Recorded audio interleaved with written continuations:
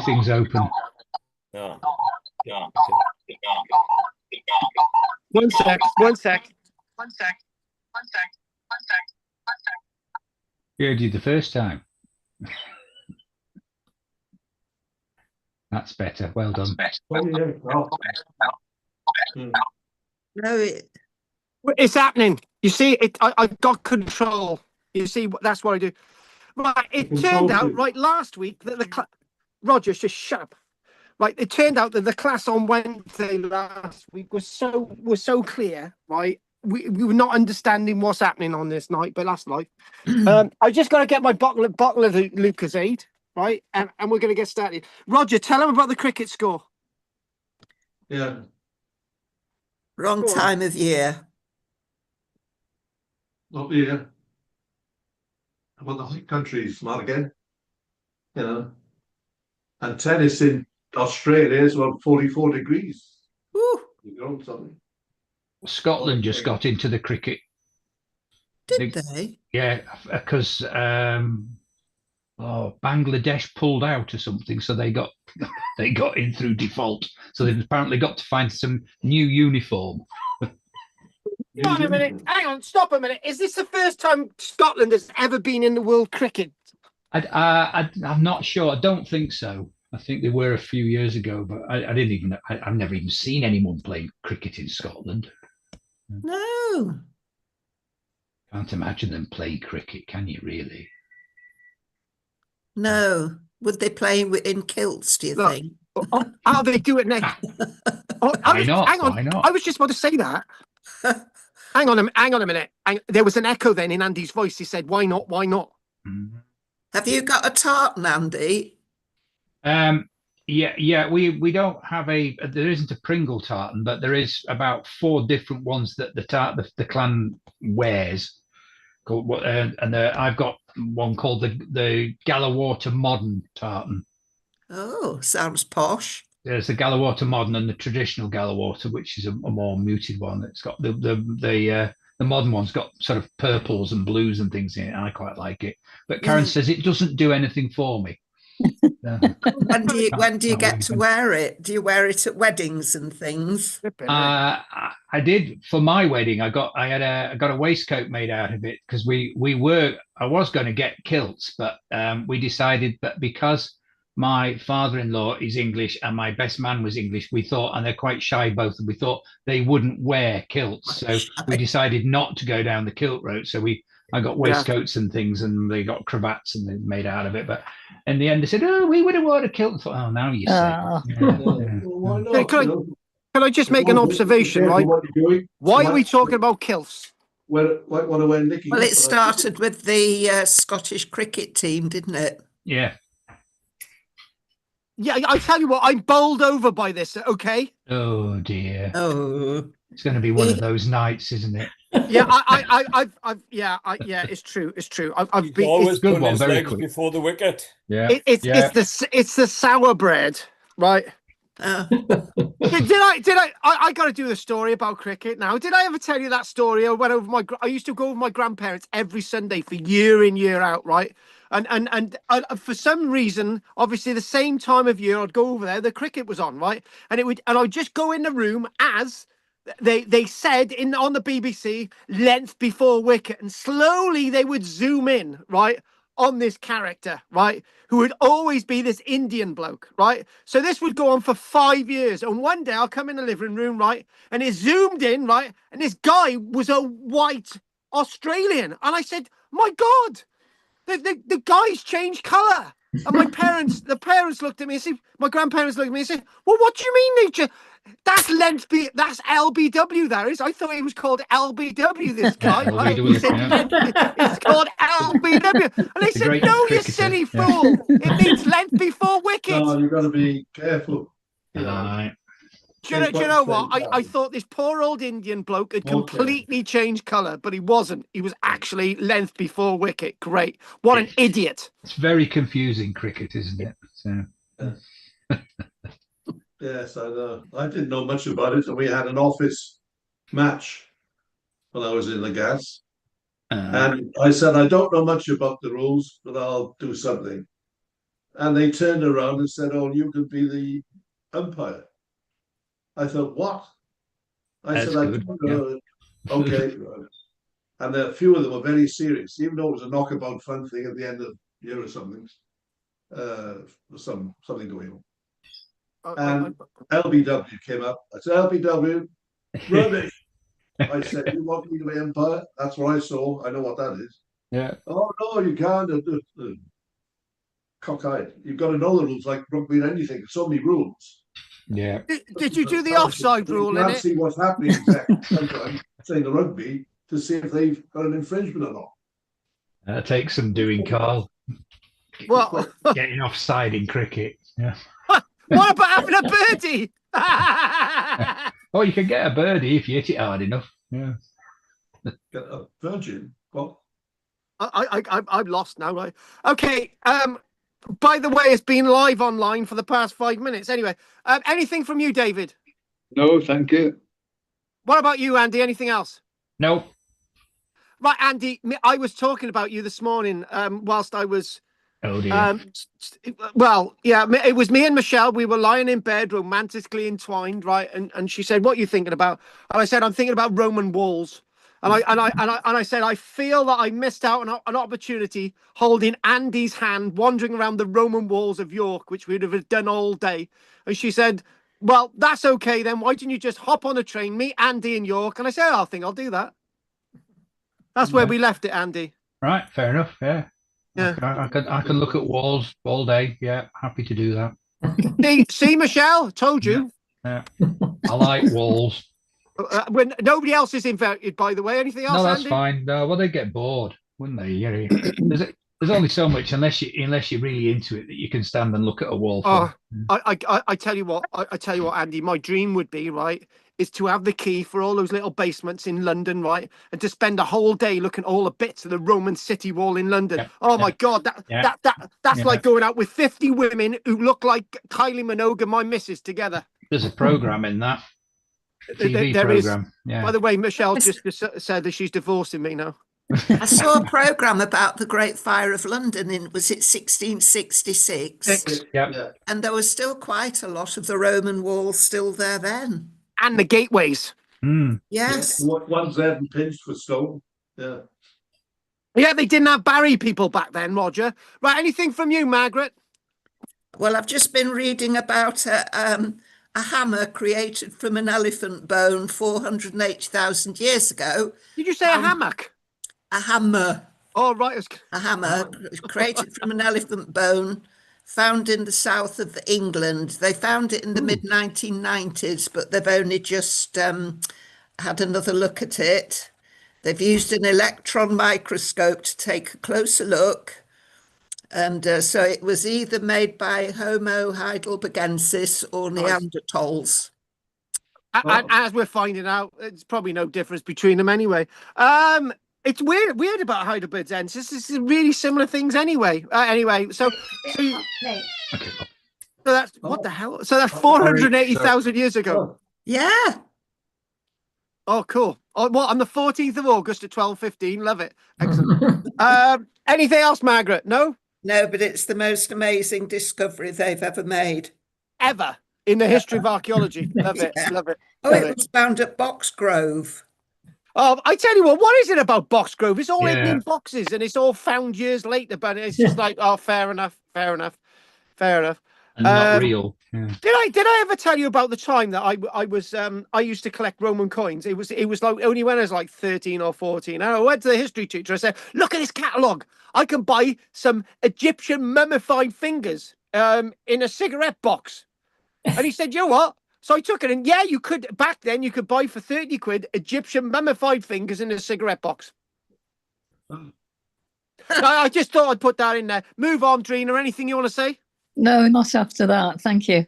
I wish I hadn't bothered saying anything. Right, by the way, this is all about Anne now. Anne, we've been eating the sour bread. Anne, right? Anne. Wasn't that a guy in the blooming UN? Anne, Kofi Annan, that's the one. Yeah, Anne. You can tell I'm making sense tonight. Right, Anne, right? We decided to order some sour bread, right? And it was brilliant, right? With all the holes and stuff. And guess what? There were 3 ingredients in it. That's all.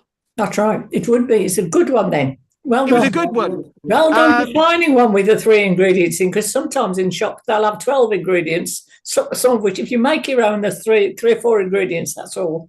So if you found it with 3, that's really good. Yeah, Super bread. That's true. So, oh no, we bought her in a place that actually in town that makes their own bread, so that's fine. Yeah. That's fine. That's fine. Mind you, if you're looking for authentically really ancient looking cheese, there's nothing better than a Norwegian cheese, right? That they make sure that everyone who makes this Norwegian cheese, right, they actually use dirty hands to make it. And that's what puts the bacteria in and gives it its flavor, right? And we're going to go, me and Anna are going to go to Norway and going to have some. I'm going to taste it. So that's two dates sorted. Roger, I'm not going anywhere with you because it can't be asked. Anything you want to say? No. Did you see that then? Right. Will. I'll just give you an update. I Please do. posted on YouTube yesterday a 16.5-minute video, which is an extract of Caesar's commentaries. So it's the text in English, only concerned with the invasion of Britain. So it's already there. I'll send you a link. You can send it around by email. But if you go to Rumney Virtual Tours, International and Global, it should be the most recent video that's on that site on YouTube. Brilliant. Excellent. Right. Well, thank you very much, Will. I think that's everybody done tonight. That's Carl? good. Oh, what's that? Sorry, I just remembered something. There was something on the news a few days ago about finding some cave art. Oh, yes. Sulawesi, somewhere like that. Yeah, that's correct. I can't. Yeah, well, obviously you know about it. I can't remember much about it. Older than the one they had before. Ever. Yeah, And exactly. the best thing they'd ever found. Yeah. Exactly, ever in the history of archaeology. Absolutely. That's correct. Yeah. Well, Judith, weirdly enough, Judith has just sent me a message while I'm just trying to get the link from Goff. Right. And I do believe some of you may have had postcards in the past week. Oh, no, Roger had a postcard off me. Don't feel jealous. But I've got this article that you're talking about, the world's oldest cave art ever found. So we could have a little look at that. Yes. Oh yeah, it's been a quite a weird week. And I start off with an image of my back, try and work out the ailment that I've got. Right, so we're gonna start off with an image of my back. Sorry, Roger, just this type of shock. It's quite bad. It's quite bad. Here we go. Moving on. Where are we? So you've got all these images to look at, right? And my back. Oh God. Yeah, I don't know what all that is. What it is, right? I've had like a weird sore on my back, right? And I've scratched it with a bit of stick, right? And so I've got all these grooves on there, right? It looks like I've been in one of those weird movies that I've been deliberately whipped. So I've had an irritation on my back for a long time, and my doctor gave me this stuff, and I've got to go and see him tomorrow. But unfortunately, it's got so bad the past 2 weeks, right? So yes, and I've got constant stomach cramps and stomach aches recently, so I've got to go and see the doctor about that tomorrow. This is So if I start to go a bit weird tonight, you know why. One thing I thought is what we're going to do tonight. We're going to focus on the other invasion, the 2 other invasions planned of Britain between 54 BC and AD 43, the 2 other invasions. So, and you might be able to guess one of them, but not the other one. Right. So before we actually go there, right, we're moving on from Julius Caesar's helmet a minute. Right. So I decided sort of that I need to do a little bit more research in the skeletons at Pegwell Bay. And the Leicester University report. But this next thing that we're going to look at is this find, which is the world's oldest cave art ever found anywhere on the planet, right? And this should come up, and let's just look at these images, right? So as it's stenciled on limestone caves on the Indonesian island of Muna, right? Boom. No, Muna. Curry. No. Oh, shut up. Right. There's figures on there, right? There's the 3 degrees. 1, 2, 3. So that's where they got the name from, the 3 degrees. So there's 3 human figures on there, right? And there's a pig figure, right? There's the pig. Yeah, this is in the cave, right? To be honest with you, looks pretty good. Look at that there. It's great. So He's got a whoopsie. shut up. What? So hang on a minute, Andy. This is just coming out now, right? But the date on this says that it comes from 2024. Andy? This is the new one. Hang on a minute. Yeah, so yeah, go on. You I don't do a little understand. bit. No, I don't understand that. I mean, because it was only announced on. It's perhaps just taken a long time to get to the BBC. Yeah. Hang on a minute. There's 2 articles. There's one about the world's oldest cave art. This one in 2024, and there's the hand shape in Indonesian cave art, which is also the most oldest thing ever found last year. So we'll do both, Andy. Why not?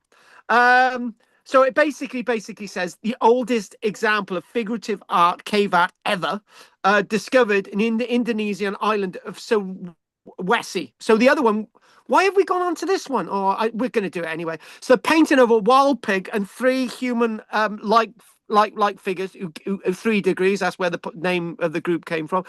51,200 years old, more than 5,000 years older than the previous oldest cave art ever. No. Establish the age. Shut up. The ones in Australia were 60,000 years old. Hang on a minute. Look, just get over it, right? So the painting tells a complex story. It is the oldest evidence we have for storytelling. Apparently, it shows that humans at the time had the capacity to think in abstract terms. It's somebody's wandering along one day. We'll have a go and look in those caves, and they found them. Job done. Bit weird, isn't it? So the paintings show a pig standing still with its mouth partly open and at least 3 human-like figures. So the largest human figure has both arms extended and appears to be holding a rod.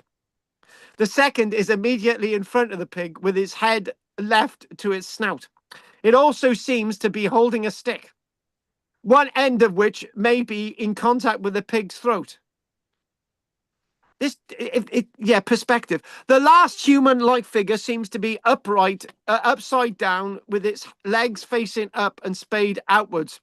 It has one hand reaching towards and seemingly touching the pig's head. So anyway, we'll go on to the other article now, right? So somewhere along the line, right? There's the figures.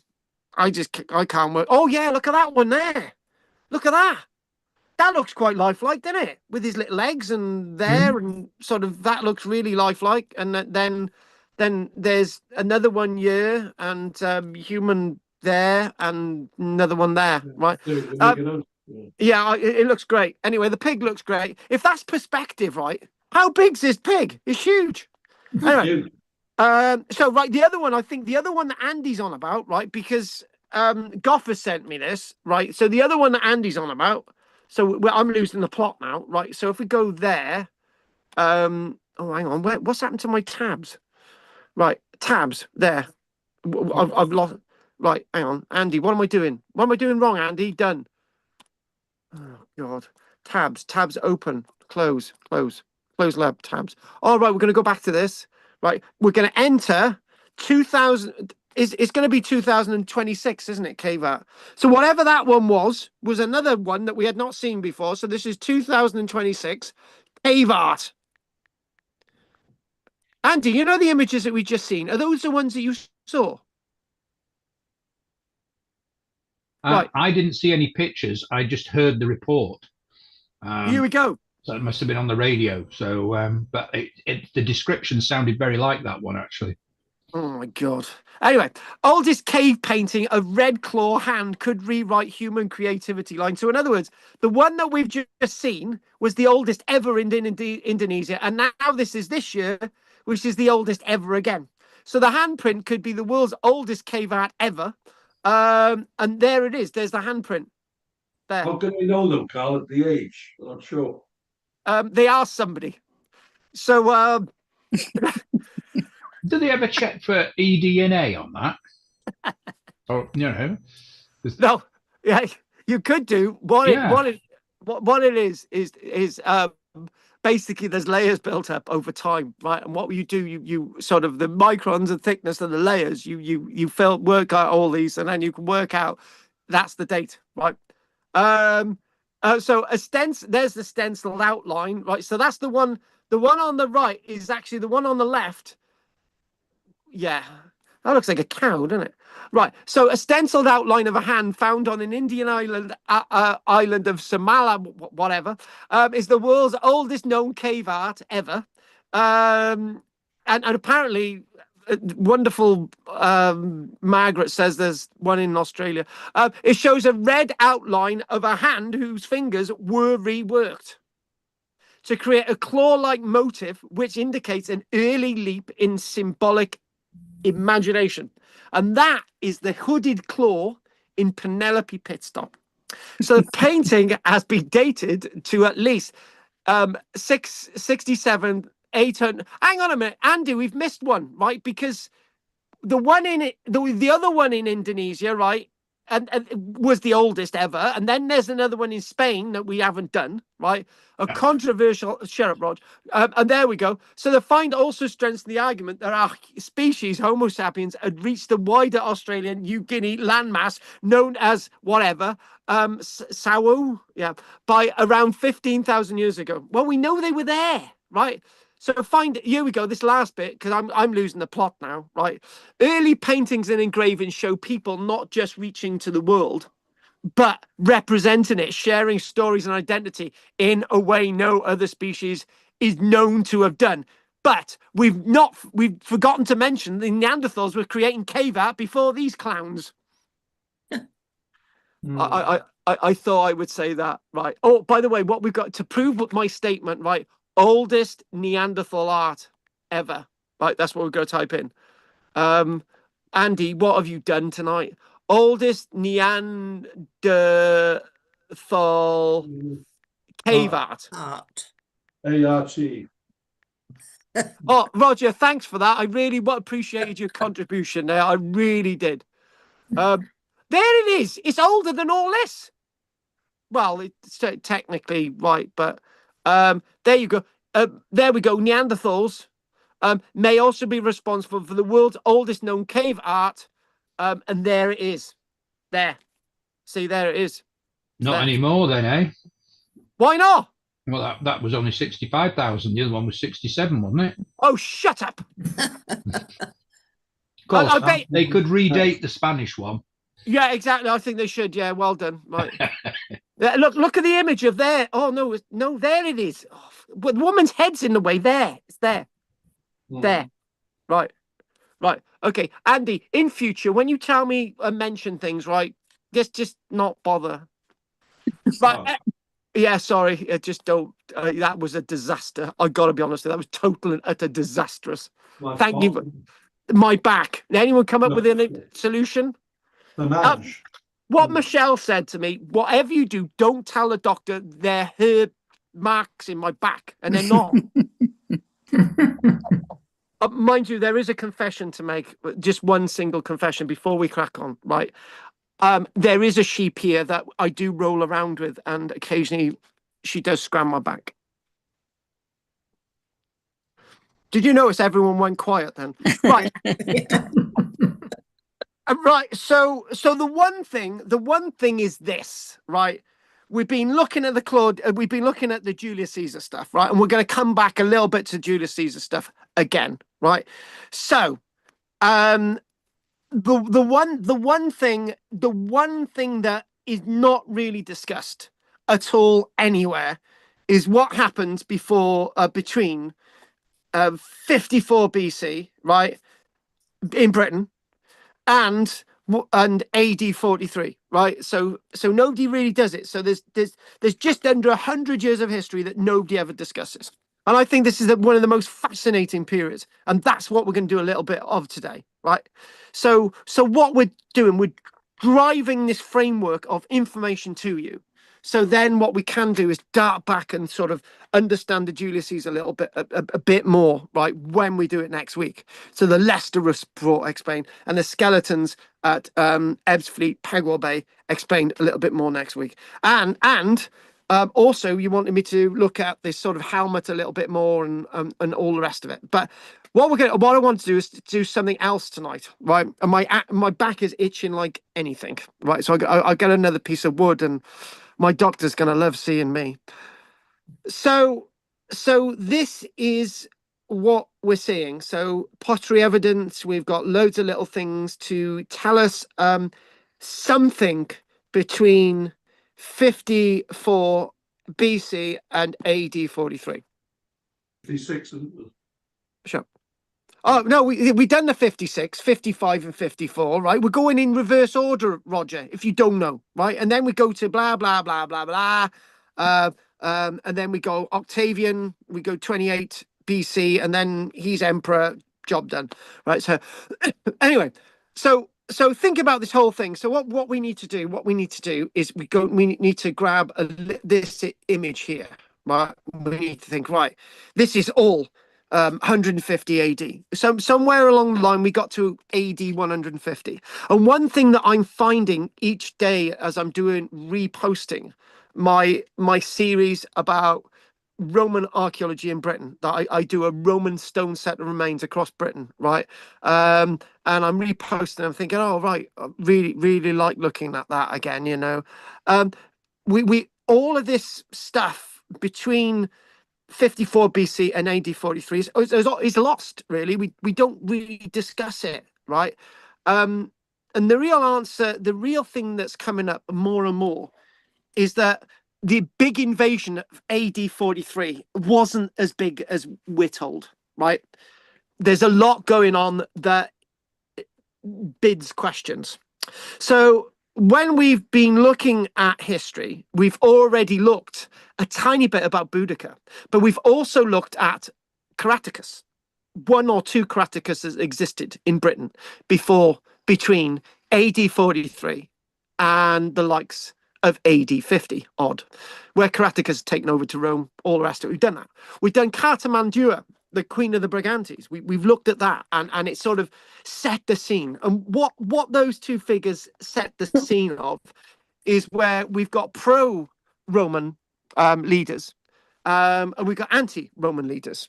And Boudica, which is another figure that we need to get into detail a little bit more when we get to Boudica and when we look at the archaeology, is that we need to see that there's lots of players going on. There's lots of actors on the stage of understanding the history of how Roman era Britain develops. And what we're going to do with what we're doing, we're going to chuck a lot of Iron Age stuff in as well. Because, again, whenever we look at Roman era Britain, we're always sold that there's these wonderful towns, these wonderful Roman roads, these aqueducts, these amphitheaters, and all the rest of it. Some of that is true, some of that isn't. We're told about all the forts. We're told about these forts we're told about Hadrian's Wall, the Antonine Wall, what's going on beyond the Antonine Wall, and what's going on in Londinium. All that story is told, but lots of the other story isn't told. So, 54 BC, Rome leaves, but Britain is no longer isolated. What does that bloody mean? What does that tell us? Right, so we need to get a little bit more picturesque. Where's my boats? Right, here we go. Oh, that'll do. Oh, that actually looks pretty good, right? And so we're thinking about Julius Caesar, right? This is sort of the other way around, actually. We're thinking about Julius Caesar. We're thinking about that's actually pretty good. That's what Julius Caesar's soldiers would have looked like. Yeah, they would have looked like that, right? Maybe that beach stuff didn't happen, right? And what we then got is we got something like this. Now we're going to use this image twice. We're going to use this image twice. But the one thing that we're saying is that Rome leaves, but Britain is no longer isolated. So it takes its army away and goes back to France. Now, when we saw Ebbsfleet last week, we saw the ditch and we were thinking about the archaeological evidence. We're thinking about how far Julius Caesar got. But he did leave. Caesar sails away in 54 BC, probably by September 54 BC.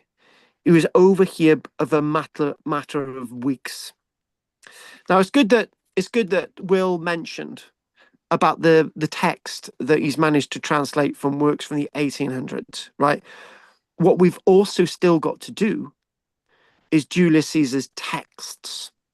And we're going to forensically analyze Julius Caesar's texts, which we're actually going to be doing a little bit of next week.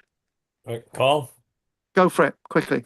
Right. What I actually posted was an interpretation, an English translation by a learned gentleman, not me, of Caesar's commentaries. So it's actually Caesar's commentaries that are in my video, and they're a text extract in sequence. And they're the only pages that we need. And yeah, that's it. It's nothing else. Exactly. That's it. There is nothing else. Because, well, I'm glad you interrupted then. That's a good interruption. There's two things about this whole thing that we look at Roman era Britain, right? There's the archaeology that paints the real picture of the evidence. And there's the history that is written by people back in the day. That's all we need. The problem is when we look at text to do with Julius Caesar and Strabo, is that there's more interpretation than the actual text itself. So we're looking at somebody's interpretation and what these things mean, rather than actually looking at the text. So looking at a translated text is great, right? But we don't need any more than that. And that's exactly what we're going to do. Thank you very much, Will. Right? That's what we're going to do. We're going to rip the text apart. We're going to try and get from it what we want from it, right? Without the other stuff that people are saying. So Julius Caesar sails away in 54 BC. No legions stay, but Britain is now plugged into the Roman world. Now, when we say that no legions stayed, when we say that no auxiliaries stayed, when we say there was no Roman military presence staying in Britain, why is that? That's beyond the Julius Caesar stuff that we'll look at next week. Why did nobody stay? What they could have stayed, right? But they didn't stay. What are the reasons for them not staying, right? It might be that Julius Caesar didn't see the point. Julius Caesar needed the armies to go back over to Gaul and deal with Vercingetorix. Julius Caesar probably never ever intended to stay in the first place. He wanted to get an idea of the land. So let's go back to that piece of pottery, right? Let's just go back to not my back, but the piece of pottery, right? So key points for all of this. We can no longer think of that nearly 100 years as a dark age where we know nothing. Because the fact is, we know a lot, but the archaeologists don't tell us. And that is the problem. The archaeology is there to be looked at. So let's just chuck a cat in amongst the pigeons, right? There is a massive room of evidence, right? Metaphorically, there's a massive room of evidence about the period from 54 BC to AD 43 that nobody looks at, but people are too obsessed with a shoebox of evidence associated with Julius Caesar. And that's wrong. It really, really is. Because if we ignore that period between 54 BC and AD 43, we're ignoring everything for what happened after AD 43. We're ignoring history, and that's the wrong thing to do, because it's a massively valuable piece of history that we need to understand. Like this jar that we're looking at, an olive oil salgram container, which would have had a stopper in it. Now, this itself was found at Colchester, like lots of archaeologists found at Colchester, which dates between 54 BC and AD 43. And let's make a statement, folks. Let's make a statement. Let's rewrite history in this one single moment. When the temple is being perceived and constructed, Colchester, Camel and Junum, it's already a Roman city. So when the Romans captured Colchester, they're not capturing anything. It's given to them because the people in Colchester are already being buried in Roman fashion. They're already wearing Roman clothes. They've already got Roman buildings, right? Who's to say that the Temple of Claudius hadn't already begun before Emperor Claudius actually set foot in Britain in AD 43? Very important points of all these. So it makes the conquest of Britain not a bloody conquest, but a conquest of stealth. So much of history is written by men, male archaeologists who are obsessed with war and fighting. Yeah, okay. I love looking at the Second World War. I love looking at the American Civil War, right? I do like a little bit of Napoleonic War. But I've got a fascination for a period when there are no sieges of hill forts in Britain. There is no military war cemetery at Maiden Castle, as described by the very great and eminent archaeologist Sir Mortimer Wheeler and Tessa Wheeler at Maiden Castle, when they didn't have the dating evidence to actually, for us to prove that Sir Mortimer Wheeler's archaeological evidence at Maiden Castle was dated wrongly, and the burials at Maiden Castle were placed there over a long period of time and not on a Wednesday at some time in AD 43 in late August, right? So the point is, we don't get bits of pottery like we might find on the islands of Orkney and Shetland, indicating Roman trade or some kind of Roman presence that I need to address again, right? But we see complete containers that are taken to the afterlife with people who have emboldened and embodied themselves to be like the idea of Rome. So I've got to try and avoid in these classes for the next 4 months the very toxic and political nature of what's going on with Wales, and Roger knows what I'm talking about. I could make parallels to what's going on with our own political situation and what's going on between 54 BC and AD 43, but I won't do that because it makes this political. But what I will say is that more people are for Rome than historians have ever told us. We've got Caliva Atrebatum, which is going to be a great Roman city, but everything's already laid out. The streets are already laid out. Everything's happening. So by the time the soldiers, the Roman army marched there in AD 43, things were already moving, right? It's no coincidence that the Roman military, the Roman engineers decided to build a city in Londinium, London. By AD 43, Londinium is swinging. It's got buildings. They reclaimed the land. They built dams, dikes, all sorts of things, starting to look to civilize the River Walbrook. They're really doing stuff. And the only way you can do that is if you already plan this all before you actually start the invasion. They've got all this intelligence, folks. These are things to find objects that are intact and complete like this, hundreds of these things across various burial sites between 54 and AD 43, right, is testament to the ever growing lengths that the Roman world is taking to allow Britain to come into its nest. And there's a Roman writer that we will look at shortly today that basically says, well, why does the Roman Empire need to conquer Britain? Because it's already conquered it through trade, through people, through movement, through this word that we don't use in the right context anymore, free trade. right, as envisaged in our 1830s, the free trade of Europe, right? This was the free trade of Rome. People were free to come here. And one of the misnomers is like coins, right?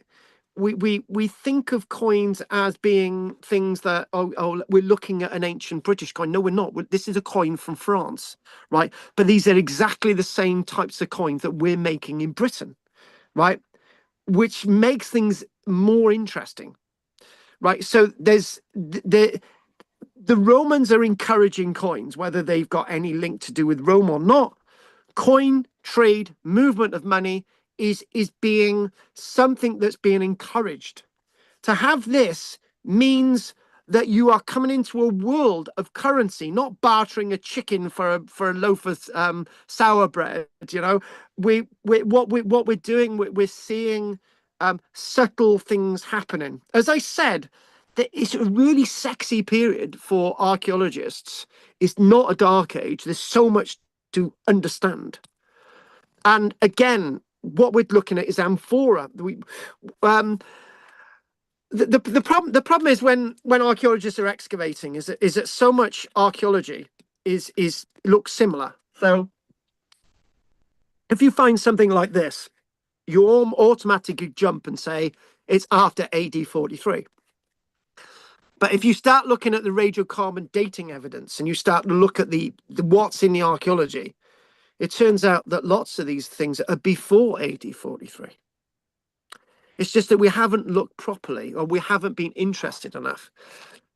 Michelle said to me earlier on, she said, I said, oh, I got a friend that I haven't spoken to in Brazil for years, right? Called Fernanda. And she used to send me articles from local newspapers, which as soon as they published the stuff in the local newspapers, it was like this didn't happen. And in Rio de Janeiro harbor, they actually found Roman amphora, lots of them, right? The Romans never ever went to Brazil, right? It's the same as we're talking about Britain. The Romans really didn't do much before AD 43 in Britain, but they did. That's the point.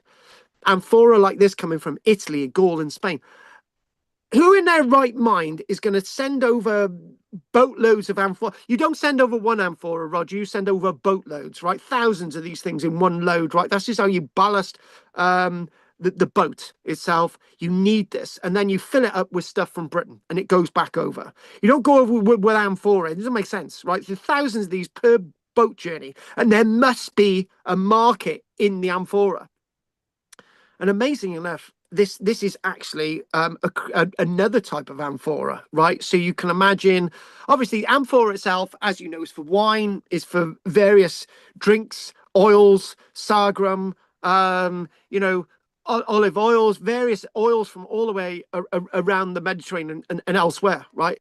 And also, we've forgotten to say, but you can carry grain in these as well. We mentioned that before, grain, which is something that is sometimes missed. But things start to get really exciting when there's a market for glass, right?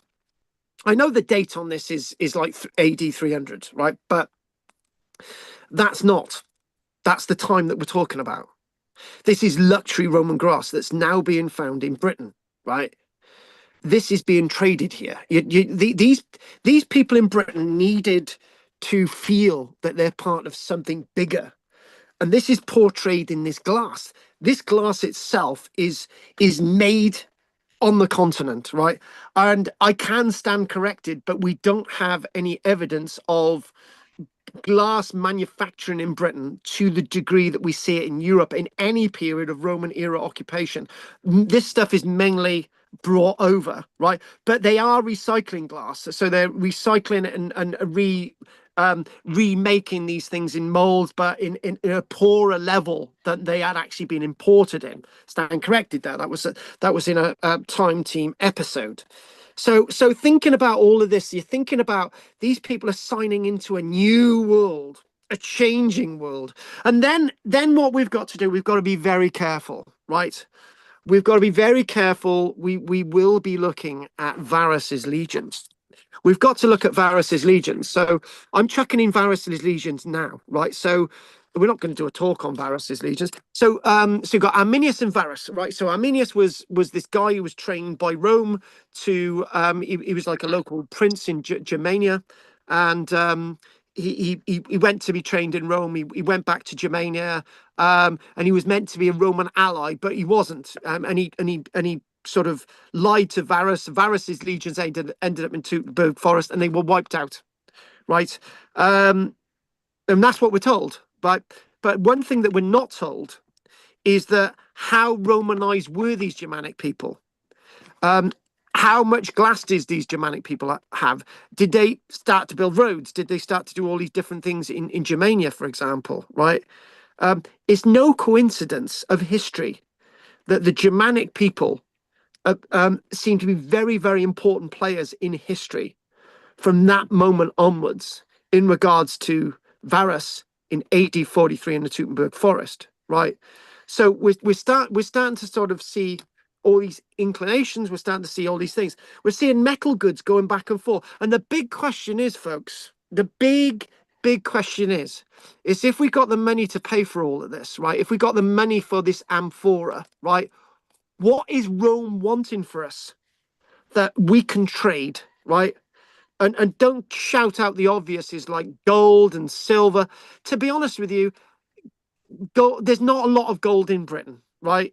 There's enough for a Bronze Age people, or there's enough for an Iron Age people, but there's not going to be enough gold in Britain for the Romans. We've only got small small lods of gold that are being mined in other parts of Britain other than West Wales, which is at Pumsaint, and that's not given the hundreds and hundreds of tons of gold that the Roman Empire needs. So it's not gold. So we're obviously trading lots of other things. You could say slaves, but they sooner run out, right?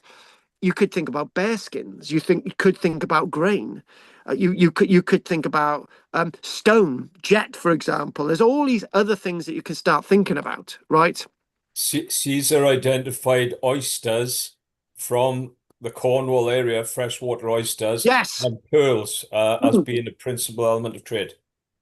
And I tell you what, we're not even that's in the west part of the country. We're still talking about the east part. You are dead right. So you could have chucked in there, Will. You could have actually oysters are really big, right? When they undeniably, we know oysters are big in the Roman Empire, particularly in Britain.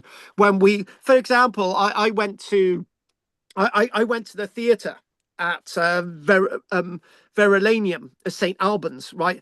And there are tens of thousands of oyster shells stacked up there. There's so much that they had to use it for ballast for the theatre at Verulamium. There's loads of them there, right? You are dead right there. So it's good that he chucked that in there because it takes us away from the supposed reasons why the Romans came here, which may have been the tin, the copper, and all the rest of it. But to be honest with you, all of this is stuff happening, Will, before AD 43. There's all this trade going on, and it goes back to that sort of thought. Why did the Romans ever need to conquer this country if it's ably given? Now, what we've got here, it says enamel glass depicting a gladiator found in Afghanistan. What's this got? We do find small fragments of glass like this in Britain as far north as Orkney and Shetland, right? Small fragments of this coloured glass itself. Again, this is the sort of, I know the dates there sort of 52 AD 52 or whatever, but glass itself and all of this is part of what we're seeing. So what we're going to do, we're going to go back to that little map again, right? So what we're going to say, there we go. We've got this map. So what we're looking at is, for example, Kent. We're talking about Essex, where Camel and Dunham is, East Anglia, right? The Thames Valley. Not. We've also mentioned the area of Denoni, the people of Cornwall, right? These areas are being extensively linked. An extensive trade with the Roman world, and it's really starting to kick off. It's really starting to develop, right? I'm just going to jump into something quickly, right?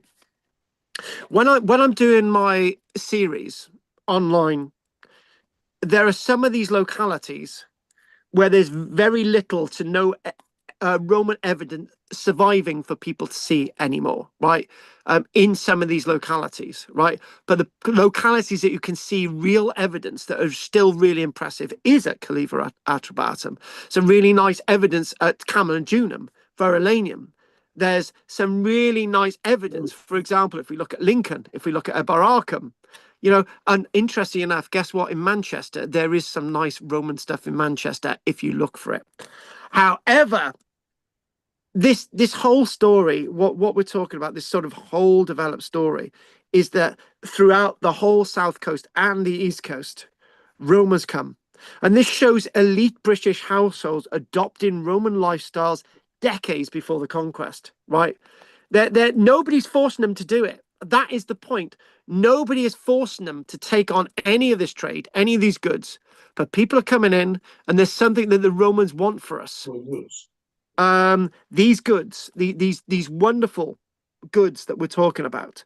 So this shows the elite British households adopting Roman lifestyles, and they want Rome, and it makes you think, what is the real story about AD 43? We haven't done the story of AD 43 yet, but what is the story that is being portrayed of the likes of Claudius? Is Claudius meant to be seen as like Julius Caesar, right? When what's that, Rog? May have been invited over. Lots of people actually argue that he was. That's a good point, Roger. Lots of people argue that Claudius was invited over.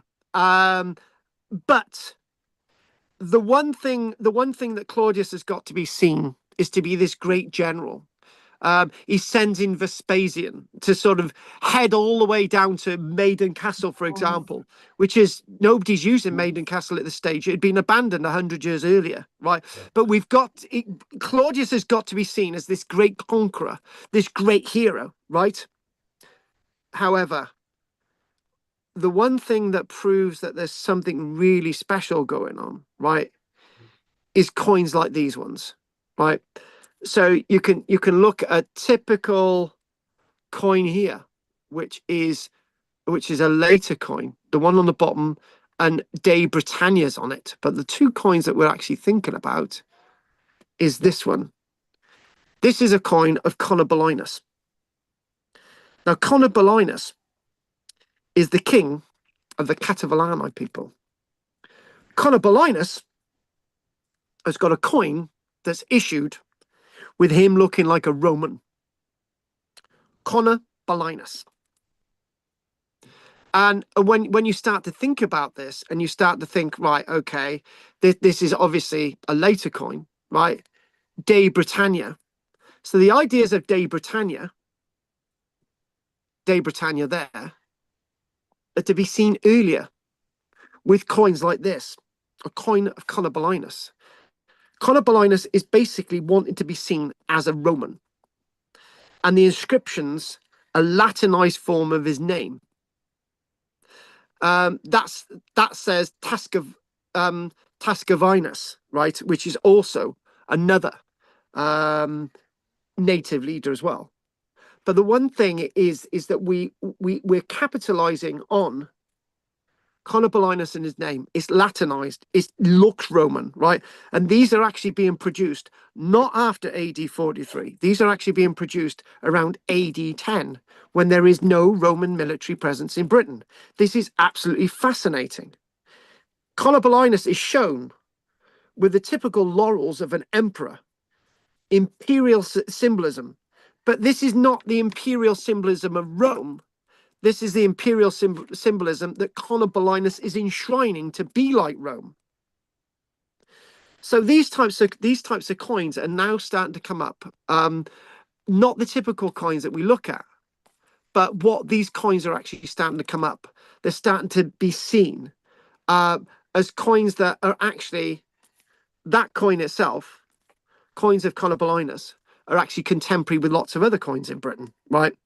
We might actually start to be seeing that maybe there's a lot more to these native British coins than just native British. because a coin itself is not just the symbolism of on a coin, it's a trade valuable item. Our coins were the same weight, right? They were weighed. Where did that idea come from? These coins needed to have value in trade with who? Each other. If you took a box of these coins up to the Brigantes, they wouldn't use them. If you took a box of these coins up to people in Scotland, they wouldn't use them. If you took these coins to people in Cornwall, we don't know of the Cornish people producing coins, the Dumnonai people of Cornwall producing coins when they had tin. They had gold, they had copper, but they didn't produce coins. Because these, I know the Cornish example kicks me in the chest. However, the Cornish people don't need to trade in coins with the Romans, but the rest of the country on the south and the east does, right? This is why they're producing coins. Whoever's on the coins is part of a new economy, which they're seeing they want to sign into. And okay, then, I'm not a fan of Europe, so I'll use it. Britain's becoming part of Europe well before AD 43. Is signing in to what's happening in Europe. We're getting in with the fad. And when we're looking at coins and when we're looking at the development of coins, and we're looking at something looking very shrewd that is likely to be something that's a copy of something else, and then we're getting coins with designs like this. We had the coin lecture, didn't we? And some of the native British coins were really good. And this is a design on a native British coin as well. What's going on here? Why do they need to do this? But they are doing these things. So one thing I wanted to do is before we actually go on to a break is actually look at this. So I'm going to I want to go here. 1 second. And I've got an article I want us to look at. So this is I'm not this is from I'm not sure. Yeah, this is from a few years ago. This is from 5 years ago, right? This ties us in with what we're doing. So if you go onto the internet and you type in "posh grave of Iron Age warrior buried 2,000 years ago," this was published in the Sun newspaper on the 29th of January. 2020. Hang on a minute. What date is it today? 20. Well, so this was published 5 years ago then, just more or less to the day, right? Thank you for that. So they did this, and the whole point of this is that a fancy grave belonging to an Iron Age warrior just before or maybe around the time that the Romans were coming over to Britain. They define this as somebody who's battle-hardened individual. And this figure itself, we're not really sure of the date, but we think it's late sort of Iron Age. So researchers think the body dates back to the late Iron Age, possibly maybe at the time of the Roman period of occupation. But these bits of evidence are really interesting because that ties us in with the period that we're talking about. We're talking about, again, if I can roughly put this in just around AD 43 or just before, right?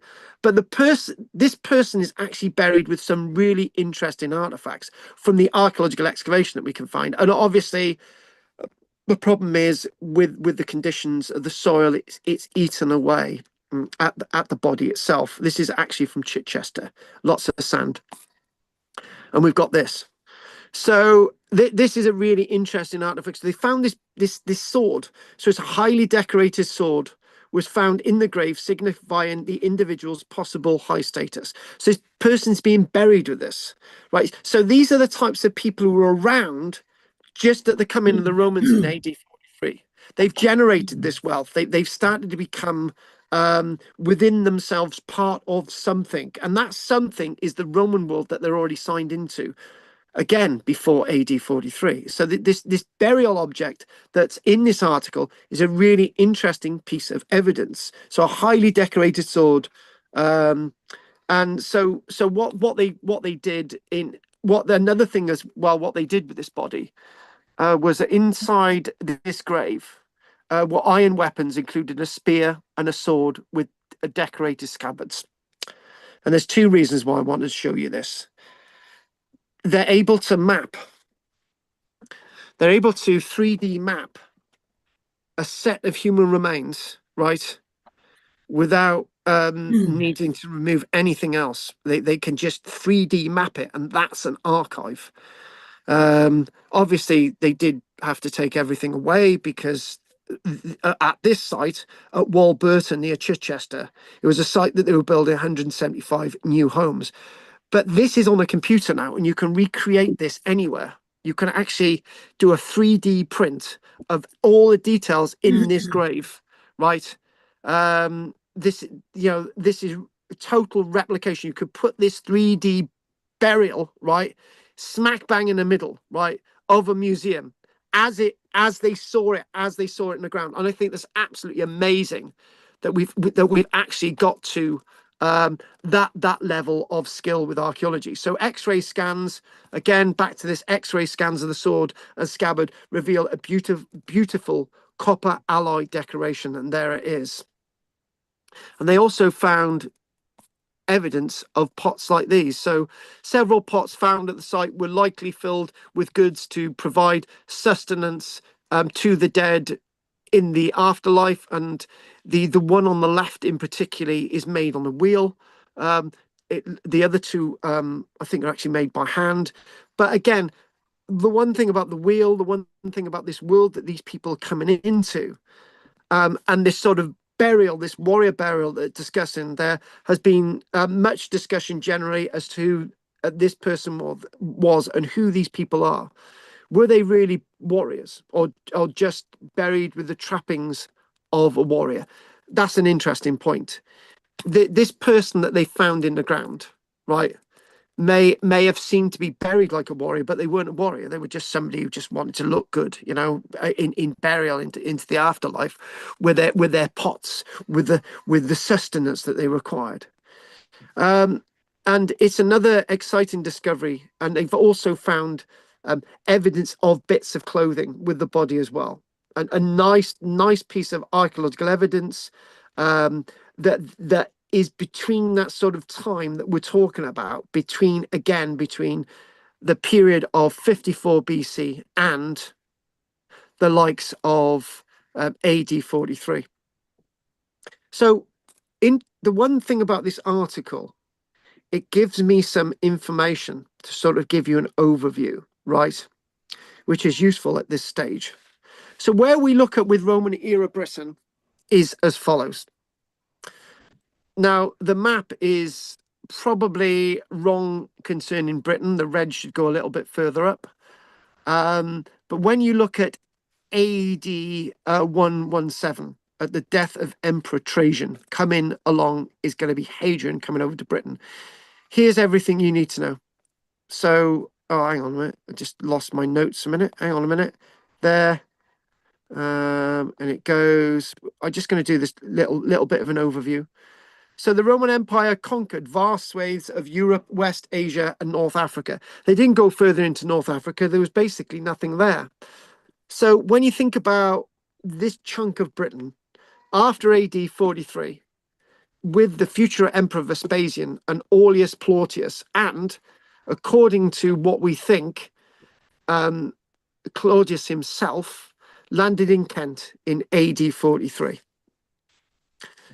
What we're talking about is that key tribal leaders surrendered, and within 3 years, Britain was declared part of the Roman Empire. Did they surrender, or were they just wanting Rome anyway, as Roger said? Londinium, London, was to be the capital of Britain for a big chunk of its time here, York being another one when they established everything up north.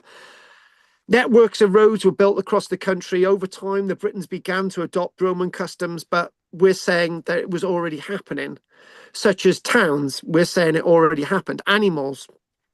There's no reason why lots of the animals that we're said came after AD 43, they could have already been here. We know, for example, that grapes are being grown in Britain well before the period of Julius Caesar, for example. We know that as a fact. We're talking about we're talking about religion.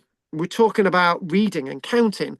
But when you think about it, when they're actually trading in coins, this new numeric system of coin circulation, particularly in the south and the southeast, right? That's not coincidental. It's really big after 54 BCY, right? And the Romans even gave us the word Britannia or Britain, but that's debatable. Can I just mention one thing about this text? And I'm going to leave this there without any further discussion, right? There's lots of people saying that Christianity was something that really started to establish within months, if not years, of the Romans starting to become fully established in Britain, right? Whichever way you want to look at it, right? There's that thing as well, that early Christianity as it was, which was a cult back then, was starting to make inroads. Leave it there or wherever. The Romans largely remained in the south of Britain. Untrue, they didn't. Famously, they never managed to take Scotland. That's up for debate. By the AD 400s, the empire was falling apart. But one thing that we are now saying is that the troops along Hadrian's Wall were organized in, all the forts were sort of organized in little village detachments, where we look at Bird Oswald, where we're possibly pushing toward Vindolanda now and some of the other sites, that we're actually starting to see that these become fortified mini towns and mini sort of countries in their own right, with a military garrison around these intervals along Hadrian's Wall. But that is months and months of work that we need to get to before we even get there. So what I want us to do is maybe what we've got to do next, we've got to look at what one classical writer wrote about Britain, right? And we go to the likes of Camulus, Colchester, right? And also back quickly to this 3D grave. So by 3D imaging these things, right, and what's in there, and it's, you take a 3D image and you're mapping the site. So when you lift these artifacts, you know exactly where they are in the archaeology because we've got a 3D image. So you can actually have a 3D image thing created, right? 3D model created, right? And you could put all the artifacts that you excavated directly into the positions where the 3D image said that they actually came from. It's absolutely brilliant, this technology. In other words, it's got to the state in archaeology that we don't need to lift up any human remains or anything. We don't even need to interfere with them, right? Which is what I would prefer, to be honest with you. Anyway, so what I think I'm going to do, we've done over an hour now, so it's 8:18. I don't know if you're going to stay with us or leave us, David, but it's been great having you on tonight because I know you like leaving at this stage. But David, is there anything you want to say, whether you're staying or not? David? No, thank you. Okay. Right. Anything from you, Margaret? I have been watching a programme about Rome with Mary Beard.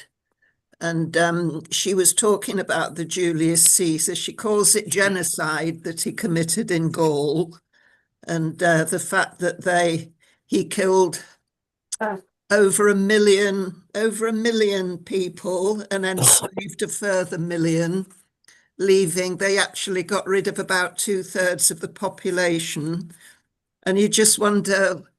He didn't do any of that when he came over to Britain, as far as we know, did he? Well, there's no evidence. There's nothing. There's nothing to say. I tell you what. Okay, let's do Julius Caesar's story. You know, his book 5 or whatever. Let's just sort of like, okay, Gallico-Bellico War and his whole story, and we're just thinking, right? He would say that he did all this. He would say that he's massacred all these people. No, it was Pliny in his writings. Yeah, no. What I'm saying, he would have said, right, there were all these people in the way. I know, whatever, he would have said, all these people in the way, but he didn't do that. There's no evidence of any of this. There's no evidence of any shenanigans in Britain. Oh no. No.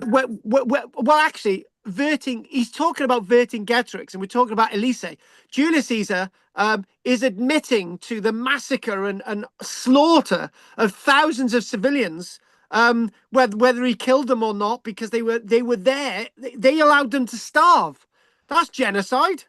Yeah, but why did he do that there but not in Britain? Why exactly? Why? Because why? You've probably got the answer. Maybe the answer is that there was not the resistance. There wasn't the resistance. We don't have the evidence. We clearly don't. And also, oh right, let's just chuck this into the water, right? If people hated Rome so much in Britain, why did they want to become like Rome? Why did they sell themselves out into burying their loved ones at Colchester, burying their loved ones near Chichester on the south coast? Why did they take on this Roman idea if the Romans had gone out slaughtering people, which they clearly didn't? It's just a different story in Gaul to the one in Britain. It's completely different. Yeah. It's a whole. Okay, just think of that. Thousands of people starving to death, and he does nothing about it. Between we've basically got Elysee, wherever it was, north of Paris or wherever it said, with hundreds of thousands of warriors held up, right, and to save his people, hang on a minute, stop, right, to save his people from starving. No, start again. The phone blew me, right? So basically, Vercingetorix said, right, all the elderly people, all the children, all the women, right, just go out into no man's land, and the Romans will look after you. And the Romans closed their gates and said, we're not looking after you. You can go back, right? These people starved. Now, who's responsible for that? Is Julius Caesar responsible? Is Vercingetorix responsible? Why would you do that to your own family? Vercingetorix allowed his own people to starve to death. Who is and I've changed this around now. Who is the bad person in all of this? Well, we had quite feisty tribal leaders in Britain, but they didn't have the dreadful outcome that they did in Gaul. Exactly. Maybe because they say that the tribes in Britain were quite warring with one another, always fighting one another. Maybe the Romans unified all the tribes. Well, actually, that's a really good point. And do you want me to give you a bit of evidence for that? Go on then. Right. You made a point there. You made a point about the people in Britain being warlike and warring with each other. That's a nice point. Well, if we bring the clock forward, over 1,000 years, and we look at 1066, we look at on the 25th of December 1066, King William becomes king of the whole of Britain. It's land, every single thing in Britain today that you own, people in front of me and me. The king still owns our land because of the decision that was signed and him being proclaimed king on the 25th of December 1066. And then within days, the Normans build a castle, right, on the Welsh side, on River Severn, right? So that's known as Chepstow Castle, right? And bit by bit, between 1066 and 1283, and the murder of King David on the 3rd of October in 1283, right? What the Normans did, they saw that Wales was a divided country. You had the kingdom of the Deheubarth in the west. You had the kingdom of Powys, Gwynedd. You had the two kingdoms in the south. You had all these kingdoms, and what the Normans did, they were always warring against each other. But then we actually suddenly realized that the only way to beat the Normans was to get together, but it was too late because they'd already occupied the entirety of practically the whole of South Wales, big chunk of West Wales, and it was too late, right? So this is the British people all over. We're always fighting each other, right? We're always warring, and then we look around and we think, oh my God, it's all gone, right? And as a metaphor to today's problems, that's exactly what's happening with our own country today, because there's all this infighting, right? And we're going to look around one day and it's going to be too late. And this is exactly what we've always done, and we're not stopping, and we're still doing it today. We're not unified. So there you go. There's my rant. Bring back the Romans. Well, but there's something that you have actually missed. Go on. Again, I've got to chuck in the Second World War. Sorry, love. If you could argue that Hitler could have wiped out the British army at Dunkirk, right? There's so many historians say, why didn't he do it, right? And there's two historians saying, oh, he didn't have the manpower to wipe out the British army. Yes, he did, right? And hang on, Roger. The other story is that Adolf Hitler wanted to see the British as allies. He didn't see them the same as the French. He didn't see them the same as the Polish, right?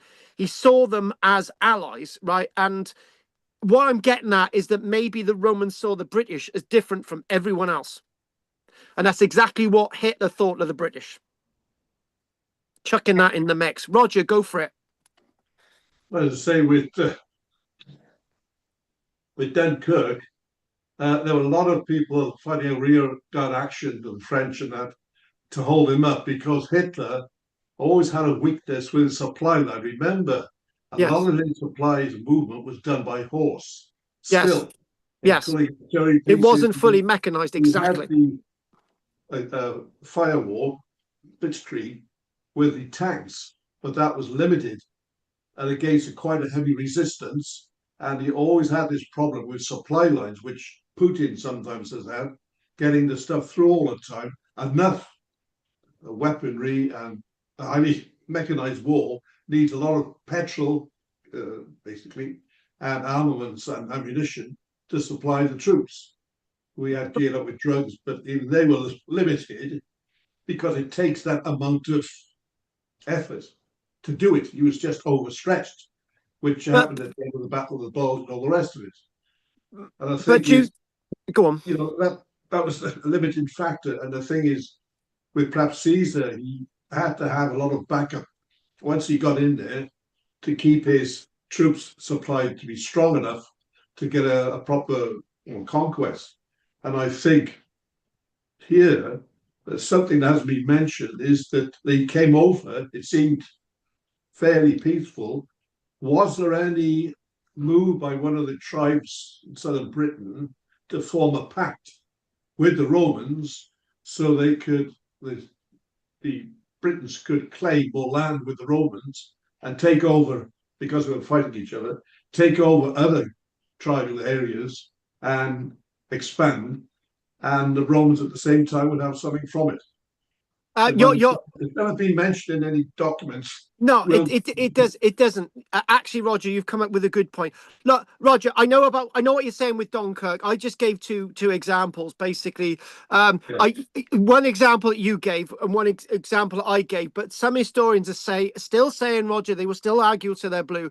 The reason why they didn't they didn't wipe out the troops at Dunkirk, they will argue this, Roger, was because the Germans had a soft spot for the British, right? That's that point. That was the point I was trying to make. But it's when the Rogers just made a really good point, which you actually do see in lots of conflicts. For example, the Americans tried to do this in Vietnam. Okay, what we're going to do, we're going to train the South Vietnamese to be able to fight the North Vietnamese, and we're going to leave. Right? It didn't work. Right? But the point is, right, is that Rogers just hit upon something, and he's right in what he's said. It's not mentioned anywhere. You could look at this scenario as, for example, you've got Roman military experts left behind in Britain to train local people, right, to be able to fight in a Roman manner, right, without actually having Roman troops here. And we hear that a lot. We hear about military advisors in Iraq, Syria, Afghanistan in modern times, but maybe it happened back then, Roger. Fighting hasn't, the way people fight and the way people do war is the same thing throughout history, right? And Roger's got a good point. Maybe there were military advisors left behind by the Romans, and they're not going to leave much in the way of evidence. Yeah. Roger's right. Nothing's been said in documents that Will's mentioned things and others. Nothing's ever been said anywhere that I've never heard anything that there was any collusion and signing of pacts to get together to the Britons who were interested to pull in, as somebody has said, with the Anglo-Saxons, they were pulled in as mercenary forces and fighting forces to help gain power. Well, that's proven, I don't know. But well, Mary Beard doesn't agree. Yeah, power and money. It's the same old thing. Still doing things now, though. I think Putin in Russia is keen because he's had a lot of droughts in Russia, and Ukraine has been a wonderful breadbasket. Still is. It goes on the same sort of thing. Conquest more and more. And Hitler's main disadvantage was he didn't take Britain. If he'd have done that and sealed the East Atlantic, it would have done something. But it was too big a job because he didn't have the means on the sea and all the rest. It goes on and on, which is another subject. Exactly. But it's interesting. I just wondered: was there anything collusion going on somewhere? There is. So I assume not. But no, you can't assume not. There is, because you've got all this Roman evidence the same here. way as now. Yeah. You've got all this Roman evidence, Roger. There was a lot going on, and we're going to do a little bit. We're going to answer some of this after the break, right? Okay. Very interesting. Thank you, Roger. A lot. Yeah. Thank you, Roger. Anything from you, Willis? No. Oh, he's done his mic. He's done his mic. Sorry. No, I've just sent you the email with the link for the Caesar's commentaries. Lush.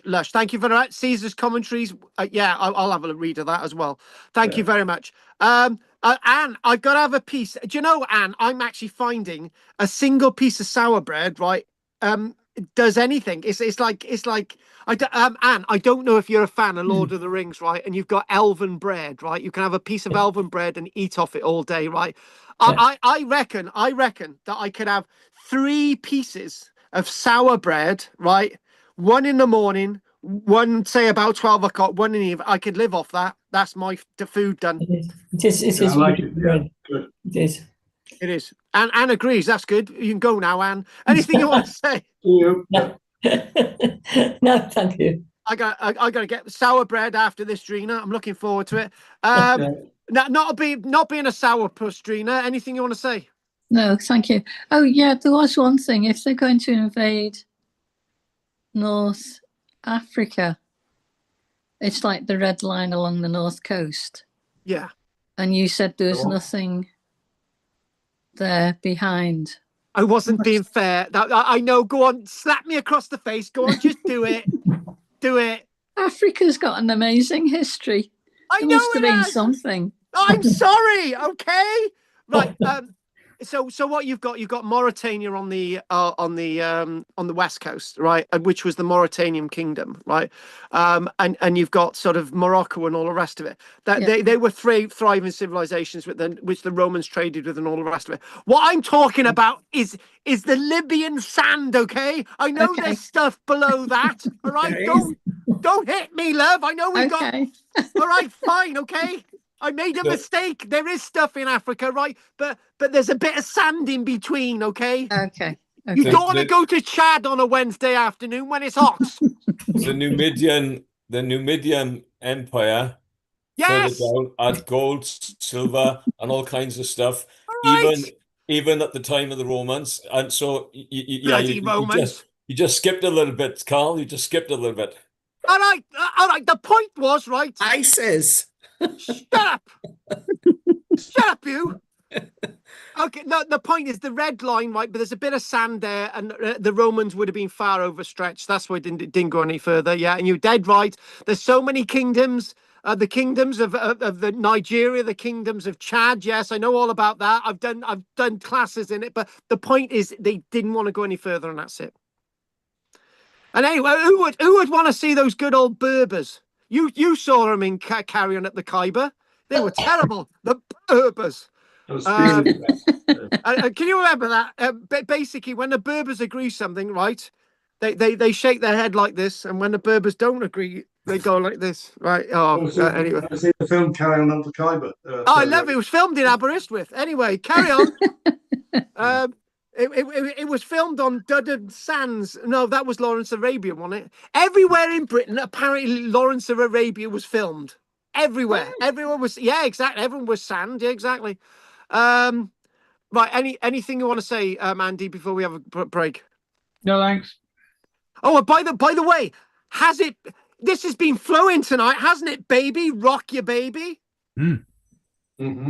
Yeah, the sound was kind of starting to go at the very beginning, but it's been fine ever since. So. Yeah, touch wood. Touch wood. Yeah, be quiet. Yeah. Right. Okay. It's 10:36. We'll be back on at 10:50. So go on, get on with it. 10:50. Okay. No. Bloody 8:50. 8:50. Yeah, 14 minutes break. 14 minutes break. Drina. Oh, Drina's in. Oh, Drina's in her snuggles. Oh. She's in a snuggly. Yeah. She's in a snuggly. Yeah. She's in a snuggly. You say what? No, Drina. Oh, Roger, can you just? I tell you what. I sent this postcard to Roger. I said he just didn't understand the meaning behind it. Yeah, just got to get clear, Carl. That's the thing. Well, okay. I tell you, the one who likes the dirty postcards is Margaret. I'm going to send her another one soon. Oh yes, please. Oh, I said too much. Oh, Shut your So face. you can use bread to clean an old oil painting that's got damage on it, that's got spores on it. Did you know that? Yeah, No. right. Yeah, all right. I'll do that next week. Yeah, fine. Yeah. No, I've got a friend and she's been inherited an old oil painting and it's covered in it's damaged. And she took it to a picture framing shop and he said, oh, try cleaning it with bread. Is that sourdough bread? Well, does sourdough have yeast in it? I don't know. No, not well. Not yeast that you know. It'll be bread with yeast in it, won't it? Get rid of the fungal spores. So actually, as Anne's not here, right? Because we order one sour bread from you and the 3 ingredients. This is the sour bread from the co-op, right? Don't tell Anne, right? Hey, I'll tell you what. Get Michelle to rub your back with it.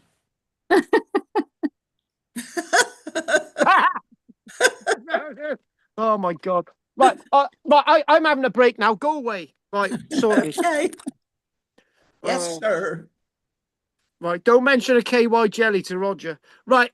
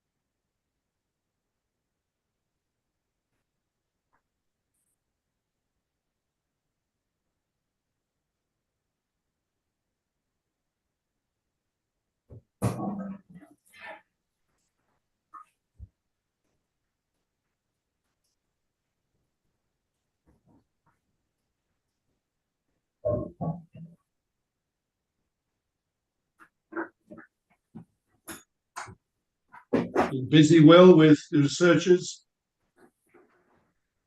I look at all kinds of material, Roger. I've been posting a lot on Facebook recently concerning Trump and the Hitler regime and the fascists and little things. But I do a lot of reading and certainly as many old texts. The Antitrust, the Internet Archive. There are about 3 sites that have early manuscripts, and I tend to delve into quite a number of them. Yeah. All right. No, this thing about Hitler and all that, that you see so many programs on it, analyses and everything about what he could do and all that. Yeah. But of course, they had a lot of fancy tanks, if you like, and they had all of it. If only the French and us had, after Hitler finally taken over Poland, when he was depleted, if only then we pounced on him and had a good old scrap, then we could have saved a lot of grief. But of course, that's true. That's true. At the stage, it's easy to say it because everybody else had a bellyful of the First World War, which is what's partly upsetting the Russians now. They still expect that invasion because they got lost so much, terrible loss for 50 millions, and terrible, terrible, that you can see it. And Hitler sort of was full of ideas, but although he was advanced from the First World War, some of the ideas and methods were still there, I think. And Dunkirk, it looks like, wow, he had him cornered, finish him off. Yeah. I don't think it was anything to do with liking us because he bombed us to bits in the Blitz, so that's not good. Well, But I had read that it's like Hitler Putin was surprised that Britain actually went to war with him because, as you said, he was looking to negotiate a pact, a peace, not necessarily an ally per se, but a passive force that wouldn't interfere with what he did in Europe. Like Putin now, he'd expected. Well, he expected Ukraine to roll over, of course, and Europe to bombs roll over. and people that the Ukrainians would have just given up. But of course, this battle with Ukraine and Russia has been going on a couple of 100 years. It's not just a new thing in Crimea and stuff. It's been off and on, off and on, off and on, because of all the wealth, with the farming wheat and stuff in Ukraine. Yes. And some minerals. Although Russia as well supplied with so many minerals and assets itself. But recently, in recent times, apparently they've had some severe droughts. And when a journalist went around Russia, Simon Reeve or somebody had gone around in the earlier days, he'd said a lot of the farms then, the late 90s, I think, were starting to show their age and failing. So he's starting to think, and all he's doing now is impoverishing the country. People predict that he's running out of money. That's why he's firing all this stuff as a last, like the Battle of the Bulge. Give it one good burst, and hopefully that'll do it. Right, right. But there's so Well, much, with similarities with Hitler and that. They just are full of ideas, but actually seeing it through takes a hell of a lot of commitment and Yeah. energy. All your assets have to go into taking over these things and then maintaining them once you're there. yeah. So the Romans seem to have, collusion and friendly with everybody, so they didn't have to do every bit of policing. And I think with the Nazis, they were never popular than most of the thugs. Well, And the point that's is it. with Yeah. Hitler as well, is that one point that's ununderstood, I didn't really recently, is they were fed this drug, something meth, crystal meth or something, and that allowed the troops to go a couple of days without sleep. So if he was pushing his troops across Europe to get to Dunkirk, by the time they got near there, the troops were collapsing. He couldn't keep them awake forever.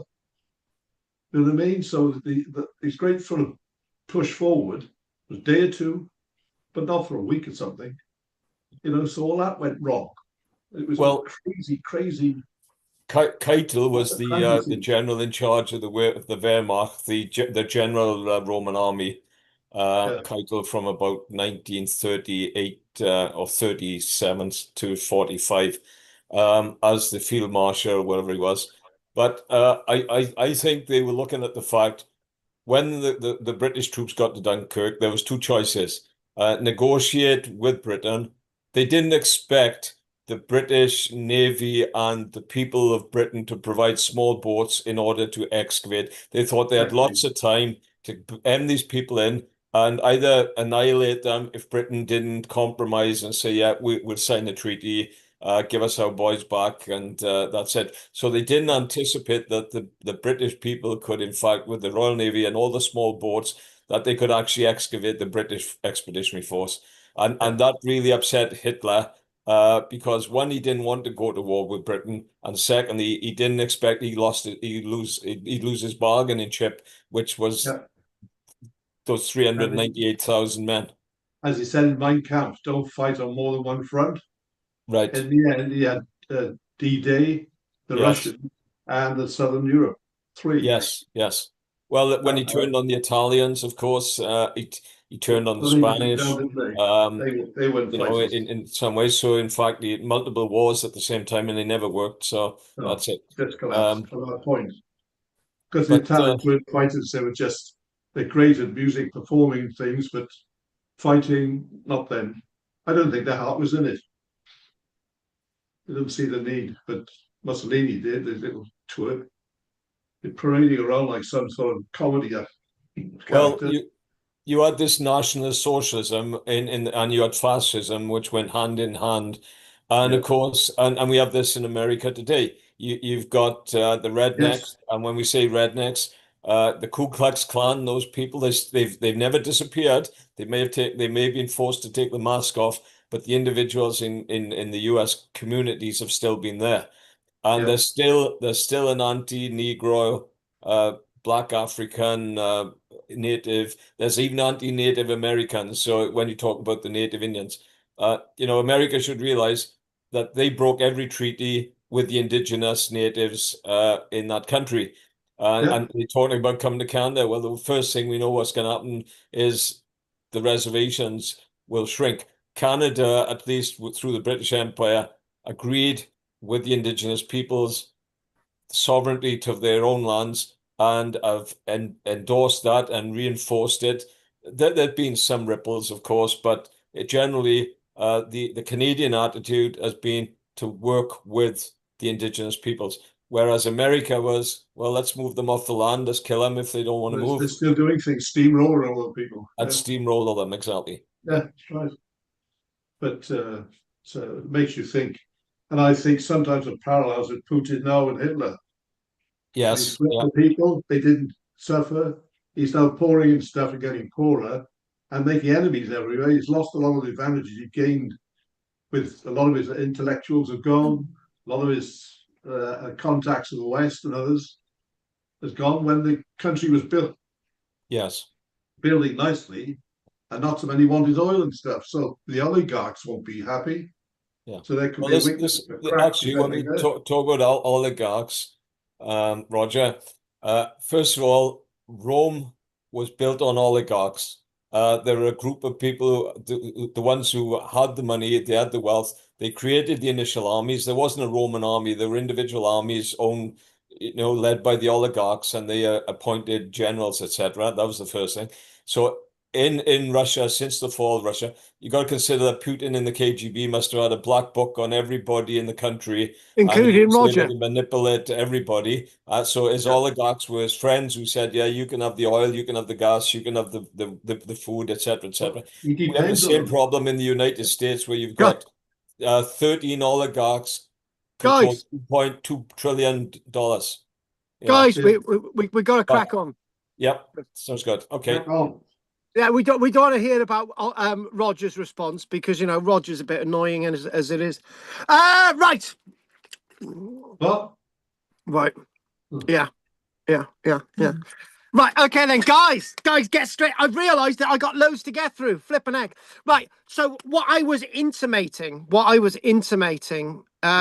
is that we had a classical Roman writer called Strabo, right? And a classical Roman writer called Strabo, writing in AD 20, says of Britain, right? This is 23 years before Claudius, AD 20. It says Britain trades heavily with Rome. Now, did we all know that? The answer is no. Expected it.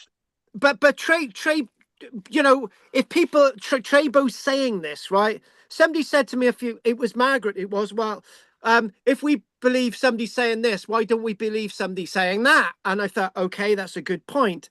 Do you believe something as Strabo says, or the point is Strabo, one of the writers, is saying that there's no bias in any of this. He's quickly saying Britain trades heavily with Rome, right? Britain pays customs duties, right? What does that mean? Strabo intimates and says Britain is more useful unconquered than conquered. Now that's very, very powerful. That's a very, very powerful thing for a Roman writer to say, Roger. This is a Roman writer. Why bother invading when Britain is already profitable? That is a really good point. So 23 years later, Rome invades. So something's changed, right? But that is really important. Why bother invading when Britain is already profitable? Yeah. This is hugely. First time I've heard that. Yeah. Is it the first time you've heard that? Well, Roger. Political reasons. Strabo. Yeah, Margaret, you're right, but we haven't got to AD 43 yet. We're talking. Okay. But no, Margaret's right. But Roger making that statement. It's the first time I've heard that. But Strabo, right, is older than you, Roger, and he was there. So there you go. So most writers are not writing contemporaneously. They're writing years later. So Julius Caesar's writing there in the moment. Because obviously he's dead by 44 BC, so it's going to be still in his head, but he's already written it. Strabo's there, and it's AD 20. This is huge for us to hear this. Rome sees Britain as an economic partner, not a hostile frontier. Now that's very different. This changes everything, really. Yeah. It really, really does. It changes everything that we see with the situation. So we've mentioned about this burial, but this is Caliva Atrobatum. Now, when you look at Caliva Atrobatum, all of this area here is sort of southwest of as you go into Colchester. later on, later on there's evidence of a theatre, evidence of temples, forts, and stuff. But it's all laid out in the grass, right? And there's also a cursus reconstruction that you can see, right? But this is all underneath the grass. But this is where we look at Colchester and we think it's Roman city, right? But it's not. It's already been established. We're seeing all the material that tells of a pre-AD 43 city, Camalodunum, are being developed. And Camalodunum as like a Roman entity, right, was very much on the map for 100 years, right, before AD 43. So what you're getting, you've got diplomatic links, Roman diplomatic gifts, but Roman diplomatic links. I know that we've mentioned this when we look at Julius Caesar, likely hostage exchange, common Roman practice. But what a hostage exchange is this, right? I'll give you my son for 10 years. My son comes back. He's learnt Roman ways. That's it. This is what happened with Arminius, right? Arminius was taken from his Germanic tribe, taken to Rome, educated. Decade later, he goes back, and then a few years later, he slaughters the legions of Varus. Right, that's a more extreme sort of way of looking at hostage exchange, but usually it works. One of the things with the Roman Empire is something that people don't talk enough about. Right, is that I've mentioned this a few times. The one thing that destroyed Rome was Rome itself. Right. So when you think about the people that actually capture Rome, they're probably people that had been educated by the Romans, knowing Roman ideas and Roman defense and Roman tactics, right? And then they capture Rome. You see this in AD 410, you see this in AD 476, and there's a couple of dates in between, right?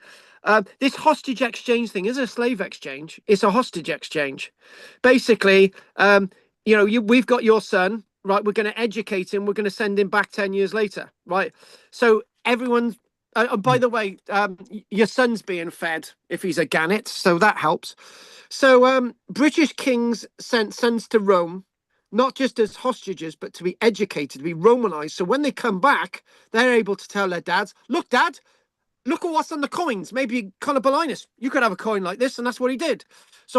And they become loyal to the imperial power. After all, the sons are coming back. They may actually come back with daughters of Rome. And what are people going to say about that? My God, he's married to a bloody Roman woman.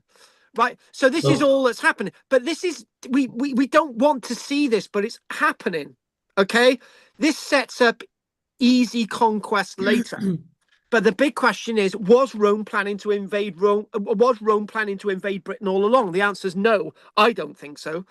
So when you look at somewhere like Camalodunum, right? Let's have a little look at this plan, right? So what's happening at Camalodunum, right? You've already got sort of defenses being placed in around this Oppidum, which is the name for a pre-Roman town, whatever. You can see that they're on the left, Iron Age outer defenses. They're sort of quite linear. On the eastern side, Iron Age defenses being laid out. You've got other defenses being laid out, and you've got all these things being laid out. This sets the scene, right? Look at that. Look at that wonderful linear line on the right hand side. That's a linear line laid out by Iron Age people.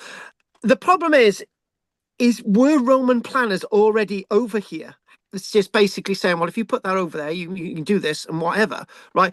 And there's the next image is a bit odd, right? The next image is odd because I need to chuck this in the mix, because when you look at Roman cities that are laid out, other than Londinium, none of them have got walls around most of them. The reason why Verulamium was captured so quickly, the reason why St. Albans was Verulamium is St. Albans, the reason why Camalodunum, this wall, Camalodunum, is captured, right? Because the wall didn't exist, right? So what we've got is all the Roman, none of this stuff existed when the likes of Boudica got there, right? The other stuff did, but it was quite a big area. In fact, when you think about it, the area of the Iron Age Oppidum was bigger than the initial Roman city would be after AD 43. So it tells you that there was some kind of weird town planning coming off. The other thing as well is this, right? Forget about what Will said, right? You know, wouldn't it have been? It would have been quite easy for the Romans to come in Cornwall, right? But have you ever been down to Cornwall? It's a beautiful place in the summer months, right? But it's quite rocky. It's very inaccessible at times. It's got lots of rivers. It's got lots of things that go up and down, right? In the east part of the country, Canterbury, the likes of Suffolk, East Anglia, all that area is better. The likes of Camel and Dunham, right? So the center of Rome, they've already decided this is, people are happy, you know, people are happy with Rome, right? They're smoking the weed. No, they're not smoking the weed, but metaphorically, they're smoking the idea of Rome. Rome is a weed being wafted up into the air before Julius Caesar, and is actually, for 100 years, we've got that sort of, that's that thing, the minting of coins, the strong Roman connections, and me chucking into the chaff that maybe there was a temple associated with Claudius already being built before Claudius actually gets to Camel and Dunham might not sound as nuts as it sounds, right? They're revering the idea of Caesar, right? The emperor, the Claudius himself, which is the embodiment of the Caesar that had come to Britain less than 100 years earlier, right? And there's one thing that we need to know, right? Is one thing that enshrines a possession in native British ideology is something that you feel you've captured or owned. And what I'm talking about, this really weird words. Let's give you an example. So there's various different books being written about it. The Eagle of the Ninth Legion, right? Whether it was captured, whether it did go north, right? But they talk about if a Roman eagle's captured by native British tribes, they revere it because they've got the embodiment of a Roman legion with them. They've captured it. They've captured the idea of Rome, right? So in many ways, by creating Rome, Camel and Dunham before AD 43, tells us everything about the Roman mentality, right? So Margaret, what I'm getting at, right, is a piece of Rome, you having a piece of Rome, you having a Roman villa, right? You native British person, Margaret, building a Roman villa, right? You are capturing Rome. You are making Rome your own. The Romans see it the other way around, but the native British didn't, right? So the Romans are keying. The Romans are not necessarily keying into the British idea, I would say, right? But what is happening is that the people of Britain see this idea and they capture it, right? The point is, in my notes, Claudius, Camel and Dunham, statement, folks, write this down. Claudius, he doesn't build a capital, he takes over one that already exists in the embodiment of Rome. That's a really, so it makes the invasion to be less than it sounds. So why Claudius does invade, right? Margaret, why does Claudius invade? Go on, give it to us. Just give us one reason. Well, I think his popularity was on the wane in Rome, and he needed something to make him popular. But hang on a minute, let's rephrase your words. You're completely correct, maybe, right? He's very popular in Britain, so why does he come over here? Because he wanted to be popular in Rome. But that's the point. Yeah. Go somewhere where they don't know you, right? You're already popular. People are saying that Caligula 2 years ago was killed, right? There's this new guy on the park in Rome, right? Yeah, we love him, you know? We revere the guy. He's a god. By gaining the spirit of Rome as a native Briton, you are controlling Rome. But Rome is doing the other way around. It's basically the idea we think, right? Okay, then, right. Let's give an example. We when I was quite young, when I was not quite young, when I was about 16, 17, I used to collect these a magazine, right? And eventually I had 100 Napoleonic figures with a magazine, right? I've still got them all in a box, right? So I collected these because I thought, oh my God, this is brilliant. I'm owning a bit of like Napoleonic sort of whatever, right? But all I'm doing is buying a product that somebody wants me to buy, right? I feel that I've got this collection, right? And it's great, right? But in the meantime, somebody's selling it to me, right? So I feel I'm on a winner, but I've been hoodwinked to buy this collection. And that's exactly what I did, right? Mm. This is what's going on. So, so the thing is, what we should be looking at, Margaret, is he's not in Britain because they were wild. We've already knocked that out the park, right? We're talking about Casavellanas. We're talking about this great. We're talking about the Casavellanas. We're looking at the Catalano tribe. We're now looking at Conobolinus, who's creating coins that embolden and envisage Rome, right? There's a power struggle amongst his sons. Rome is invited in by exiled British elites. Basically, there's people in Britain who say, look, Claudius, we love you, right? We have got statues of you in our homes. They're now being taken over by these Mogadons, right? And so we see all these different things. Claudius needs military prestige, signing in with what Margaret said in another way, right? So the conquest is, Margaret, is political opportunism. You use those words. Are you using the same notes as me? It's impossible because you're not. But the fact of the matter is, I think you used the word, he was an opportunist. It's not a desperate war. He doesn't really need this war. He doesn't need it at all. Lots of you are talking about sort of Germany and Adolf Hitler and Trump earlier on in the break, which I was just eating away at my bread, and some of you are talking about Putin and so on. All of those people you're saying need to do these things because they're running out of stuff, whatever, right? Let's take you back to 1939. Adolf Hitler did not need to have Lebensraum in the East, right? He didn't need to invade Poland, right? But he did, right?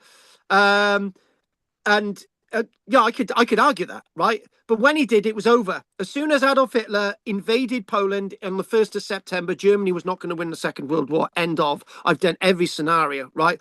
But before that, the likes of Adolf Hitler could have remained in power for a certain length of time in Germany until he died, and that would have been the end of it. That, right? A bit like Francisco Franco in Spain, a bit like some of these other dictators, right? The point is, going back to the example of Claudius. Claudius didn't really need to invade Britain, but he did. And guess what, Margaret? Where Adolf Hitler didn't get away with it, he did. He got away with invading Britain. That's a gamble, right? And he took that gamble and he got away with it.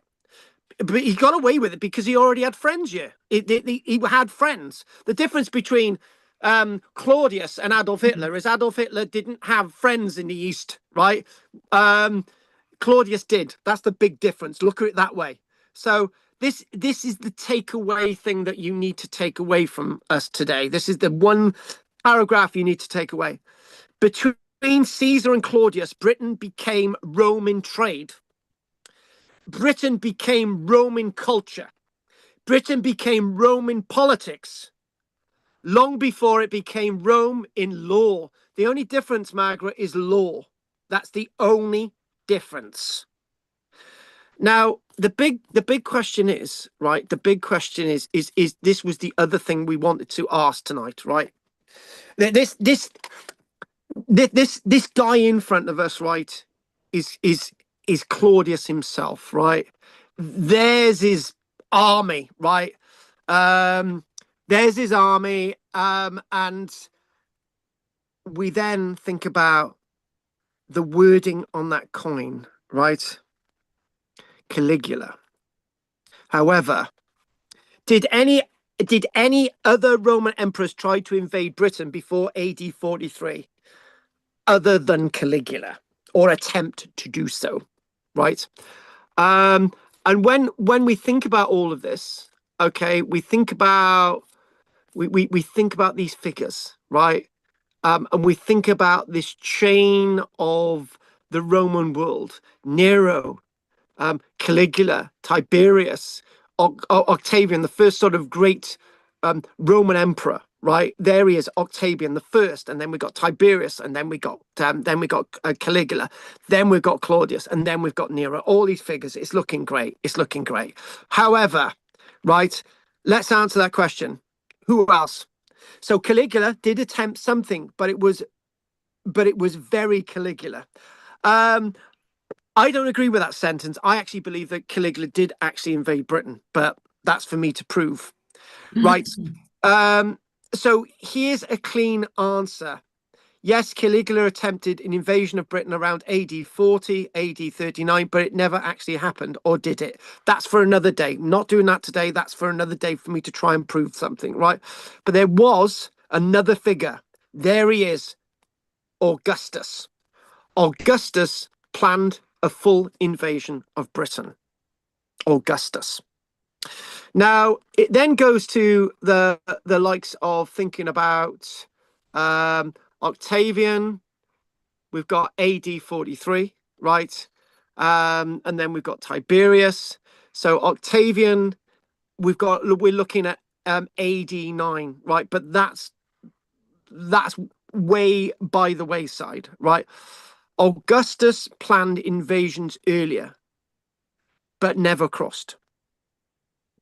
Claudius was the first emperor to truly, in history, to be written down to have invaded Britain in AD 43. So back to this character now. Let's just see what we can see. Augustus, right? So Augustus, yes, twice planned to invade Britain. Interesting enough, on coming into power, roughly about 28 BC, full emperor 27 BC, Augustus, the first emperor, the first leader of the empire, the Roman Empire, planned an invasion in 27 BC. He cancelled it due to revolts elsewhere. Interesting. On the 26th BC, planned again another invasion. He abandoned it for whatever reason. So this is the mindset of his predecessor, Julius Caesar, right? 2 invasions abandoned, right? However, there is another date. There's a third date. And the date is, in fact, AD 7. For whatever reason, 2 days before Varus's legion, 2 years before Varus's legions got wiped out in Teutoburg Forest, there's something in history telling us, written down, that Augustus comes to a diplomatic settlement with the British in AD 7. Why? Why? Why does that happen? Now, we've got nothing in the archaeology to say that Augustus ever invaded, but it's odd. What is this diplomatic settlement of AD 7? Why did they need a diplomatic settlement with the British? What's going on? Many things could be said. Many things could be said about all of this, right? And Britain already traded heavily with Rome. British kings sending tribute and hostages. We explained all about that. We know about the trading. And also, Augustus believed that it was not worth the cost and the risk of invading Britain. And there's something else that Augustus did that Julius Caesar had done. Augustus boasts in the Res Gestae, which is basically British kings came to him as supporters of the idea of Rome. So this is Pax Romana by the back door. The Britons basically said, don't need to come over here. Let's just be friends. And the Romans accepted it. And that was AD 7. So Britain was already politically subdued without conquest. This whole thing didn't need to happen. Now, we then come into looking at this table, and there's Tiberius. What's Tiberius doing, right? So let's get Tiberius. What's Tiberius doing, right? Did Tiberius attempt an invasion? Tiberius is a bit odd, to say the least. No, he was too cautious. He avoided risky expansion. Well, I got to be honest with you. After AD 9, a few years before he became emperor in AD 14, Tiberius had lost 3 Roman legions. He did not have the men to invade Britain. Tiberius reckoned that the agreement with the British, organized under Augustus, was good enough to see Britain as a client partner. I've never seen a map, folks, but there might have been a map somewhere of Britain as part of the Roman world before AD 43. I bet the bottom dollar there is, or there was. Maybe it's in one of the libraries that we've got the scrolls. So the problem is, Margaret, we don't know all the historical facts. We struggle to find the archaeological facts. But okay, Margaret, let me ask you a little bit of an interesting question.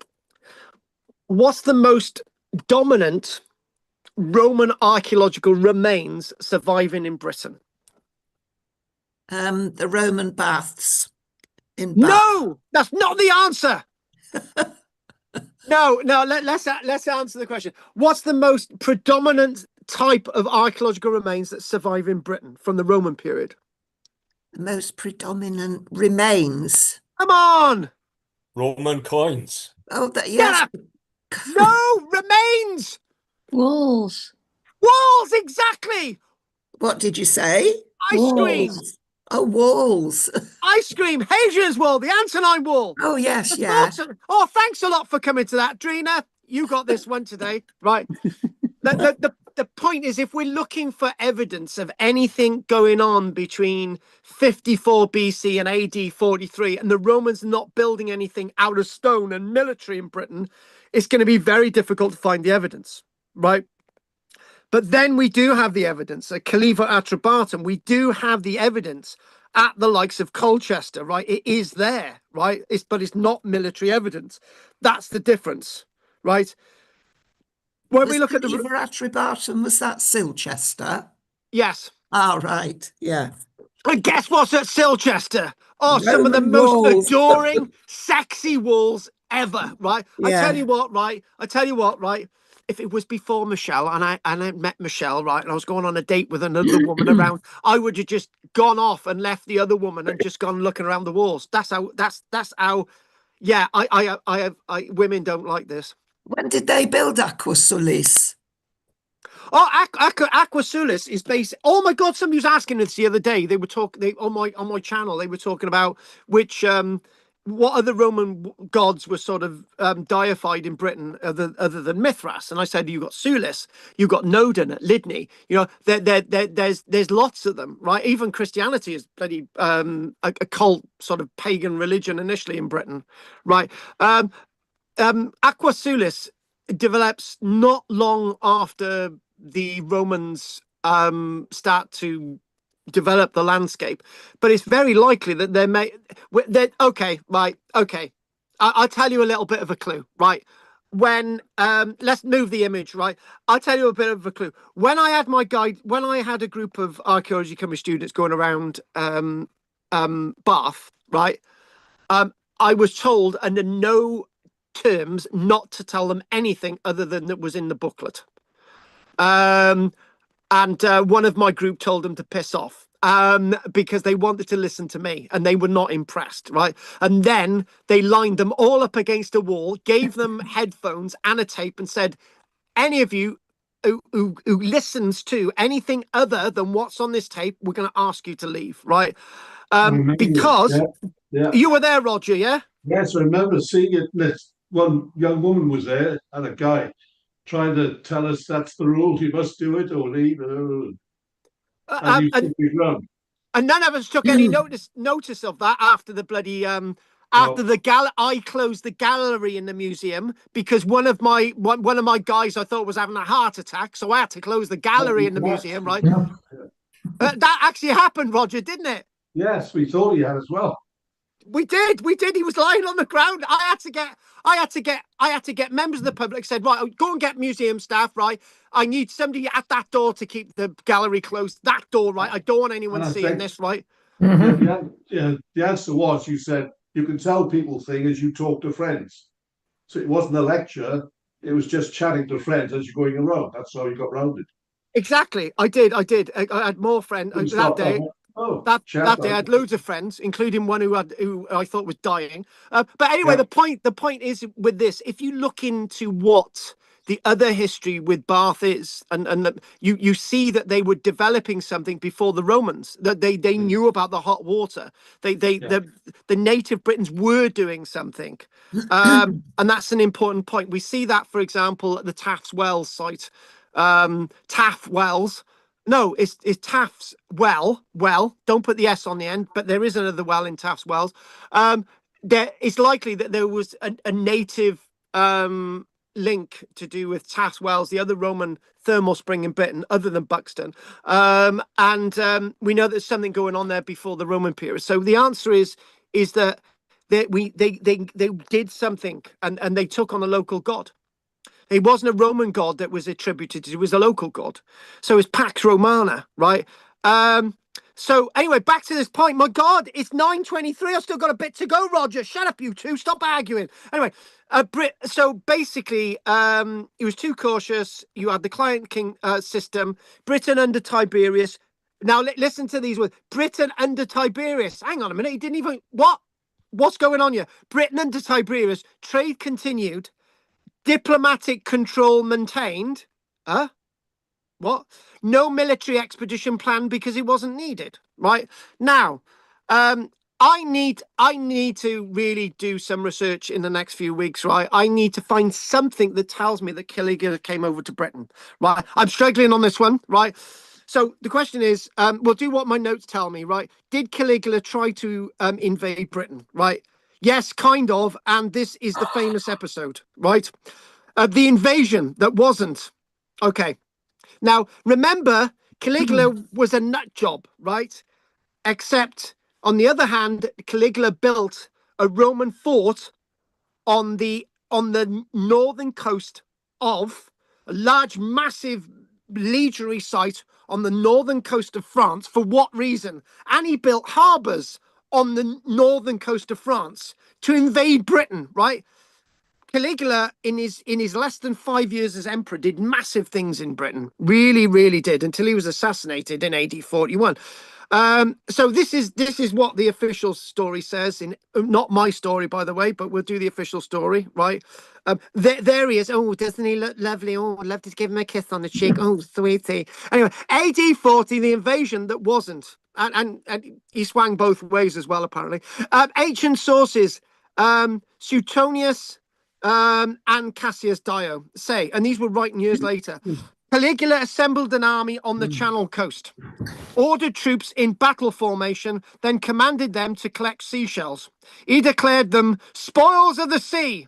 Those shells were supposedly sent back to Rome as victory trophies. So in other words, what we're saying, right, is this happened, right? Now, this is odd, right? This is really odd because he had everything ready to invade. So why didn't he invade? Right? He had everything ready. So what's really going on? Okay. Historians debate the following: whether he had a mental health episode. Okay. Mockery or punishment of the army. A failed invasion plan that collapsed. Or propaganda twisted by hostile writers. He could have invaded and left no evidence the same as Julius Caesar, right? Important nuances. The sources are hostile, but something unusual clearly happened, right?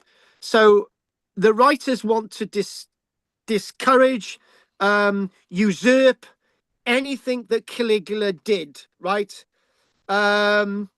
and statues with Caligula's name were filed out, right? The name on the statues, busts were destroyed, right?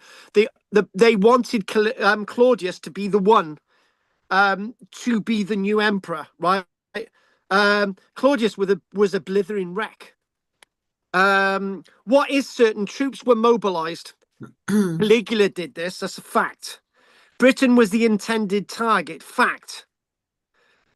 But was there no crossing, right? Now, if I don't find any evidence, then I will say that Caligula did more to invade Britain than Tiberius.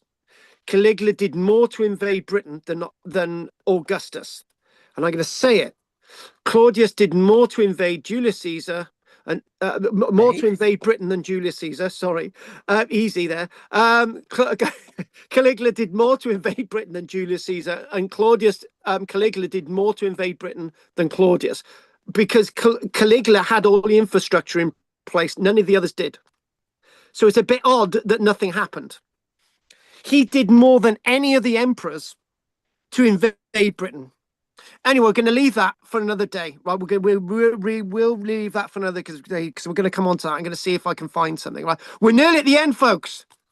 We're nearly at the end. Bye bye. Oh, you're a lovely looking man. Right. Okay. So here's the invasion. Right. Claudius succeeds in AD 43 in the summer of AD 43. Right. Fighting. I actually love this because it's not AI generated. Right. Some of the AI generated stuff, and I actually think this is actually these have got Julius Caesar uniforms on, not the uniforms from AD 43, but this looks like it's on one of the beaches. But anyway, basically, remember the thing, the Aquila jumps into the water, the standard bearer, and he says, "Legionaries, follow me! I'm gonna go over," and they all follow him. Right, that's it. Oh, there, and it's a legion. It's a standard. You cannot allow anyone to capture the standard that's been touched by the hand of the emperor, right? If they did capture it, then the ancient Britons would own the sense of Rome. Remember that. The Romans were aware of that. Interesting. So what we then do, there it is.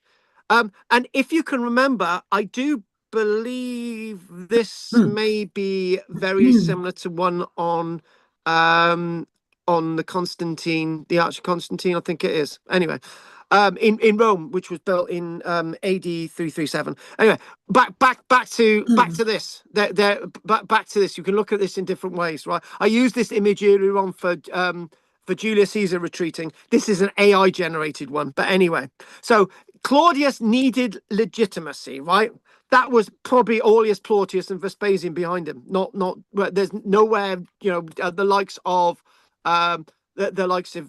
Claudius is not there, right? So Claudius used plans, intelligence, and diplomacy built up since Caesar, right? And guess what?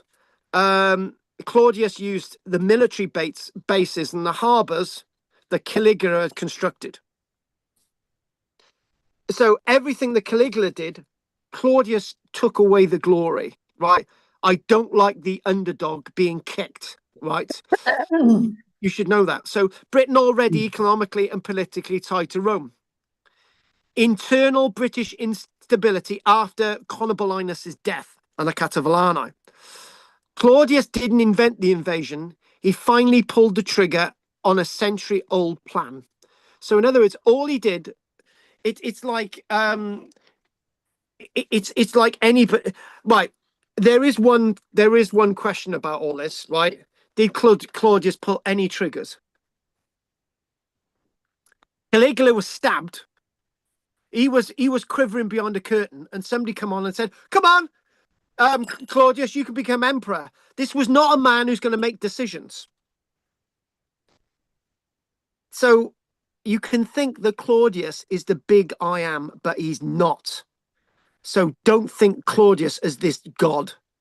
So in closing today, so timeline, here we go, 54, 56, 55, 54 BC, 55, 54 BC, Julius Caesar raids Britain. We usually hear the words invasion, don't we? Julius Caesar invades Britain, but it's now a raiding Britain, right? So 27 to the 26th of BC, Augustus's plans of invasion are cancelled. AD 79, Britain submits diplomatically to Rome. So in other words, they're already part of the Roman Empire, are they? That's all we've got. What does that mean, right? AD 1437, Tiberius avoids conquest. AD 40, Caligula puts everything in place to invade Britain. Was there an invasion? Was there an army in Britain, right? Did he cross, right? And in AD 43, Claudius invades successfully. So can you see that there's a red herring in the two last things I've said?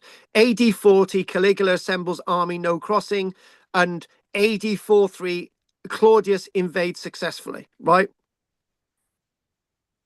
It makes you think whether the Roman army's already here. And Claudius makes no invasion at all in AD 43. And I'm probably one of the only people to say that. But I've got to find the evidence. And if I don't, just go with what's written down in history. So finally, on the final note, Claudius, there's an inscription there. Claudius, obviously, it's a later inscription, but we'll go with that one. And let's go with another image, right? Let's go with this big famous image, this, right? Here we go. This is the killer line. Claudius conquered Britain with an army, but he inherited a conquest prepared by Augustus and almost attempted by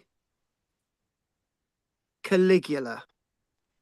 And on that note, we'll finish. And if any of you can see anything else in tonight that we've done that may stir the pot, I'm going to sit back and listen to the things that you want to say. Right. Okay, Anne, stir the pot. Well, I don't know. It just seems so, I don't know, political. The whole lot of it is between these people and setting things up, and the strengths of the different ones. I found it very interesting. Quite, yeah. What's the word I need? I can't think. Can I just chuck something at you? Right. Don't agree. Don't say I'm right or wrong.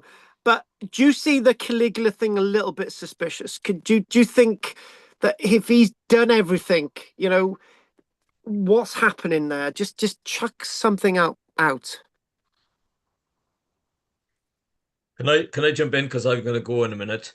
Well, we'll come back to Anne. Keep that thought. Go on, Will.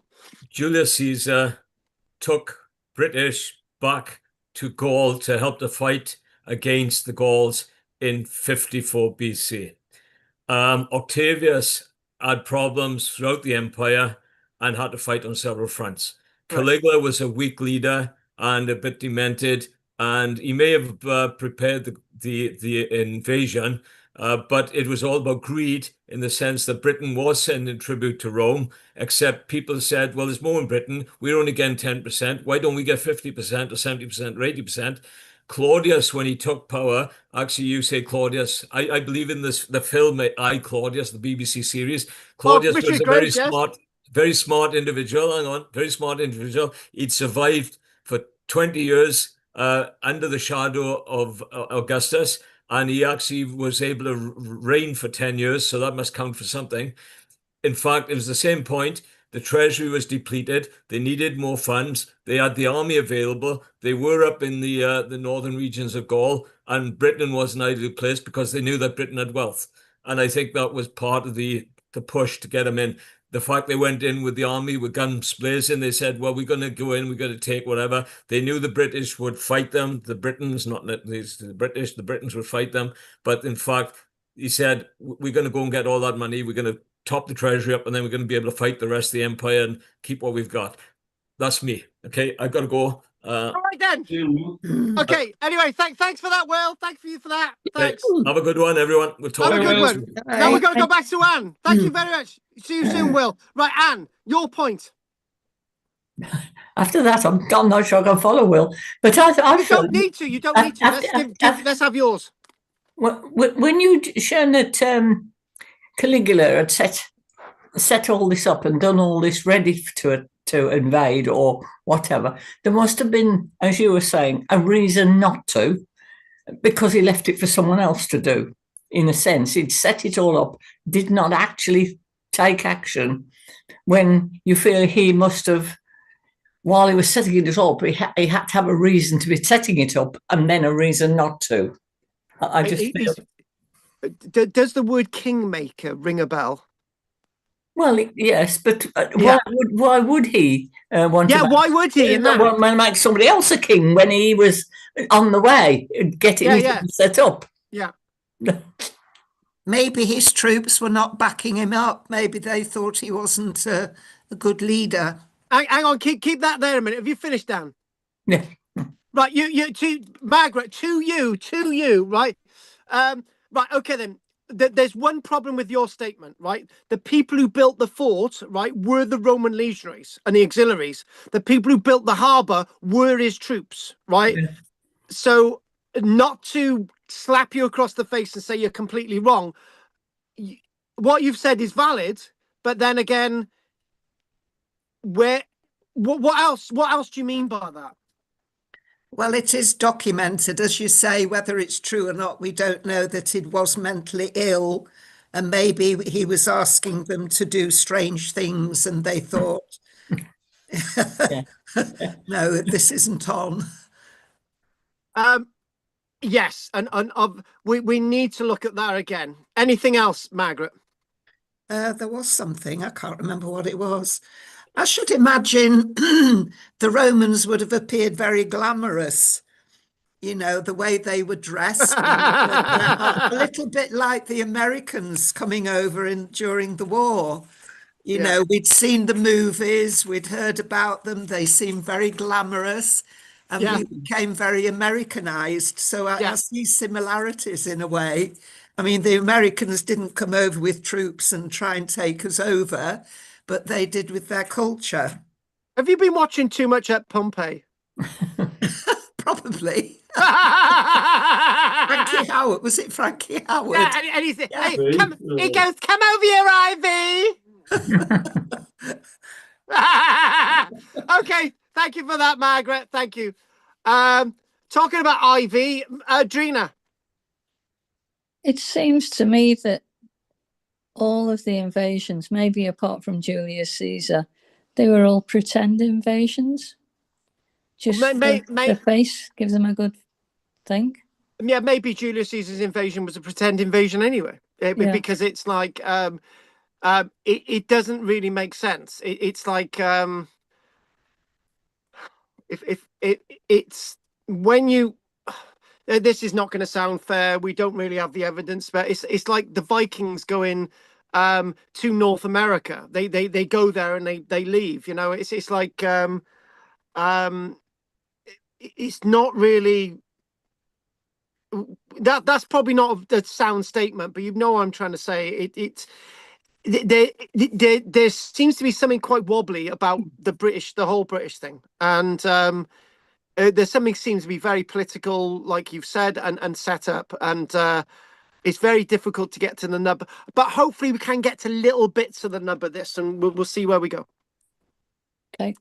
Okay, thank you, Drina. Right, and finally, the boys. Oh, by the way, there was a message from Judith earlier on. I can't remember what I said. I was going to tell you what Judith said. Oh, Judith, here we go. Judith. Hiya, might have to miss joining in tonight, but we'll watch on YouTube when I can. Not major drama. We'll be there next week. Yeah, it's a mum, isn't it, or a mother-in-law? So can I ask you another question? Always, darling, always. Last time you were talking about how much a legionary carried. Yes. Marching. Would they not have like carts to carry the heavy stuff? I can't imagine carrying that weight. Well, the normal British Army combat soldiers carry between 60 and 80 pounds. I've done it. It's bloody heavy. It's bloody heavy. It's really heavy. I remember Well, I had just broken up from somebody. I went on a life crisis, and I decided to put all my stuff in a rucksack, and I just decided to go to Somerset, and I had an £80 backpack on. I could hardly move. God. And that's how I ended up being ASC rescued off the coast. Don't go there, right? But and I had my tent in there. I had my food. I had my cooking stove, all my food, my computer, everything, right? The point is that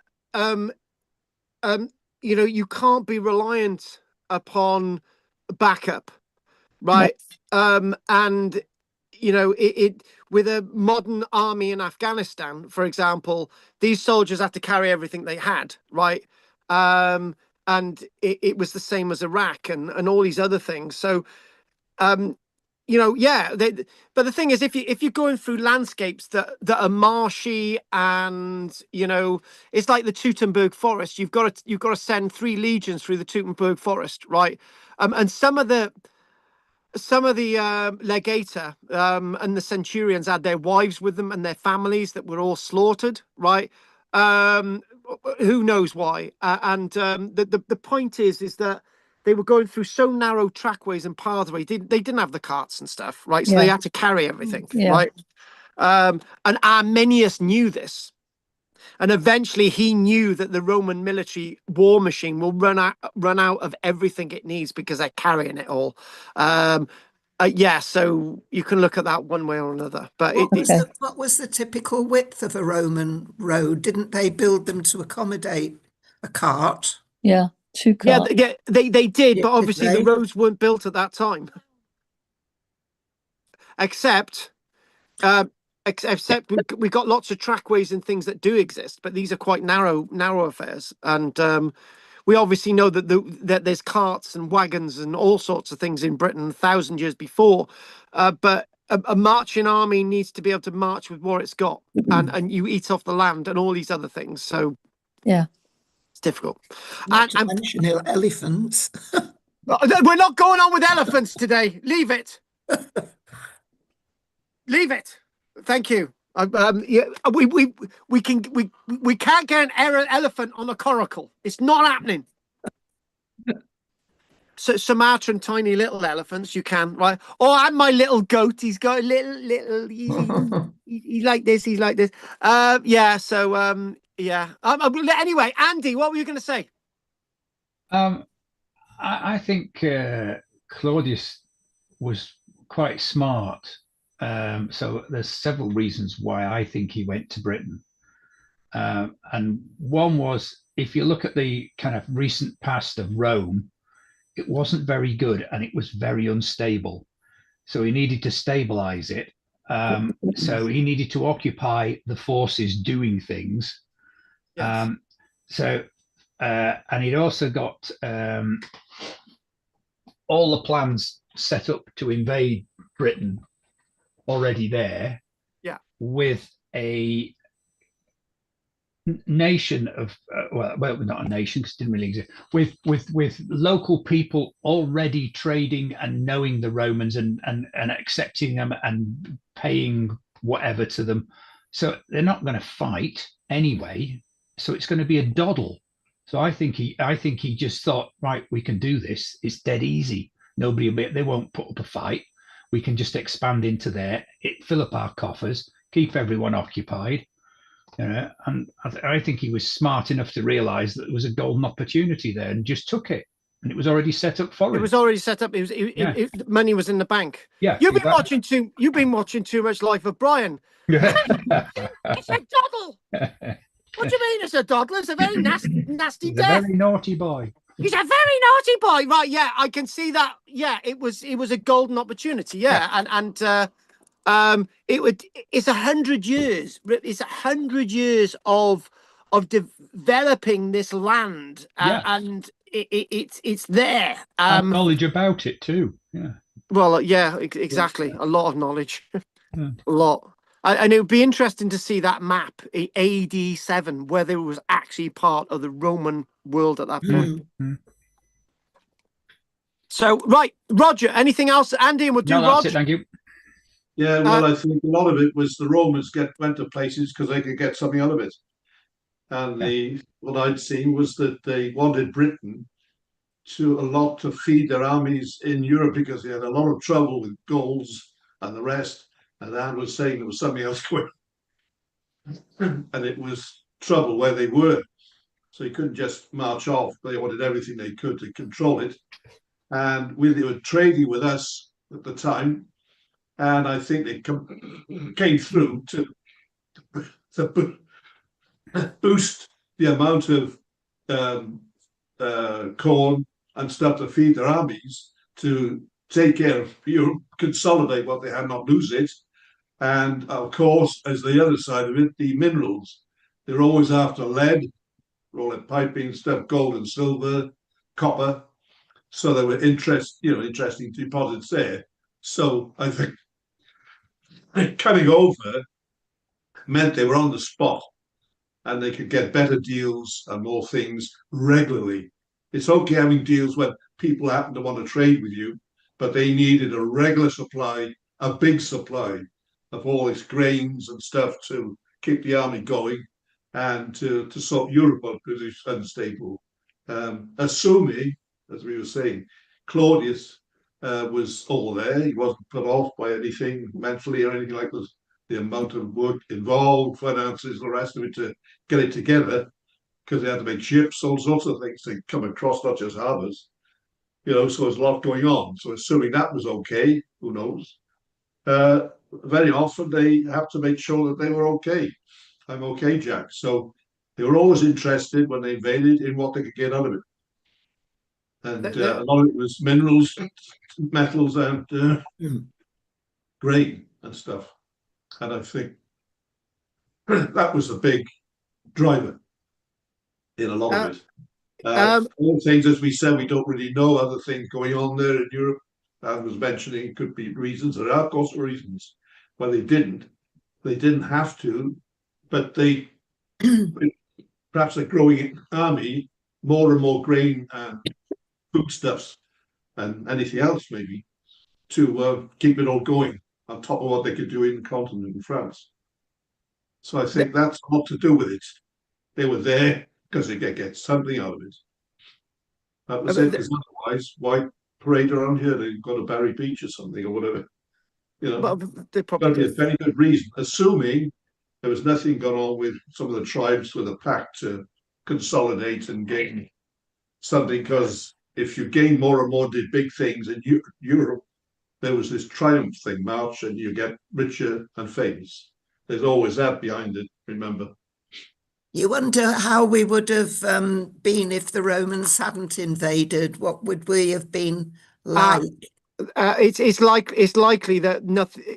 It's likely that we would have probably developed the same way. We were already starting to develop our towns and cities and our roads and all the rest of it. So I've always said this, that if the Romans had not invaded, history would have probably turned out very, very similarly. And there is one thing, there is one downside about having 3 Roman legions garrisoned in Britain for basically, you've got close on 4 centuries, right?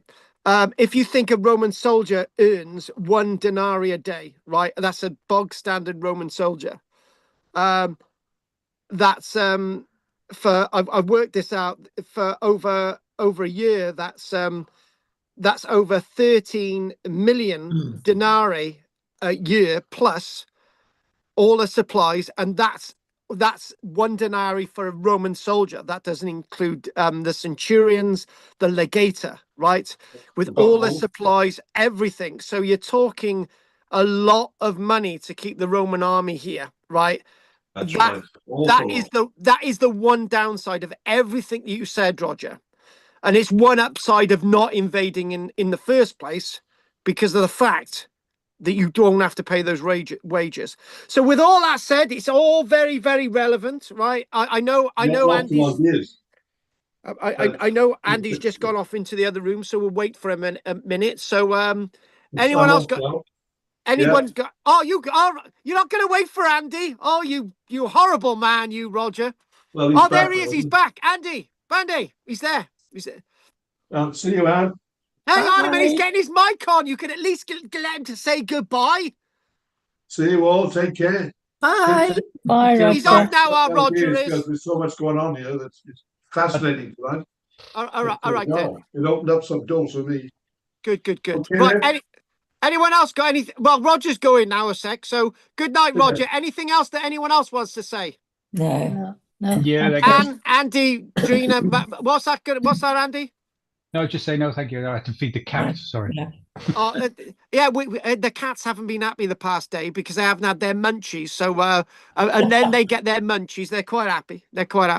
We got two cats, Morgoth and Marley. Morgoth, the darkest lord ever. He's this big, fat black thing that's massively cuddly. And Marley's the black and white cat. So, on that note, if there's nobody want to say anything else, Drina, Margaret, Andy, and Anne, it's been a delight tonight, and hopefully see you all next Tuesday. Okay. Bye. Bye, Okay, everybody. then. Bye-bye. Night, Thanks, you all. fool. Bye, everyone. Night. See you next week. Thanks for joining us. Night. You, Drina. Oh, everyone's gone.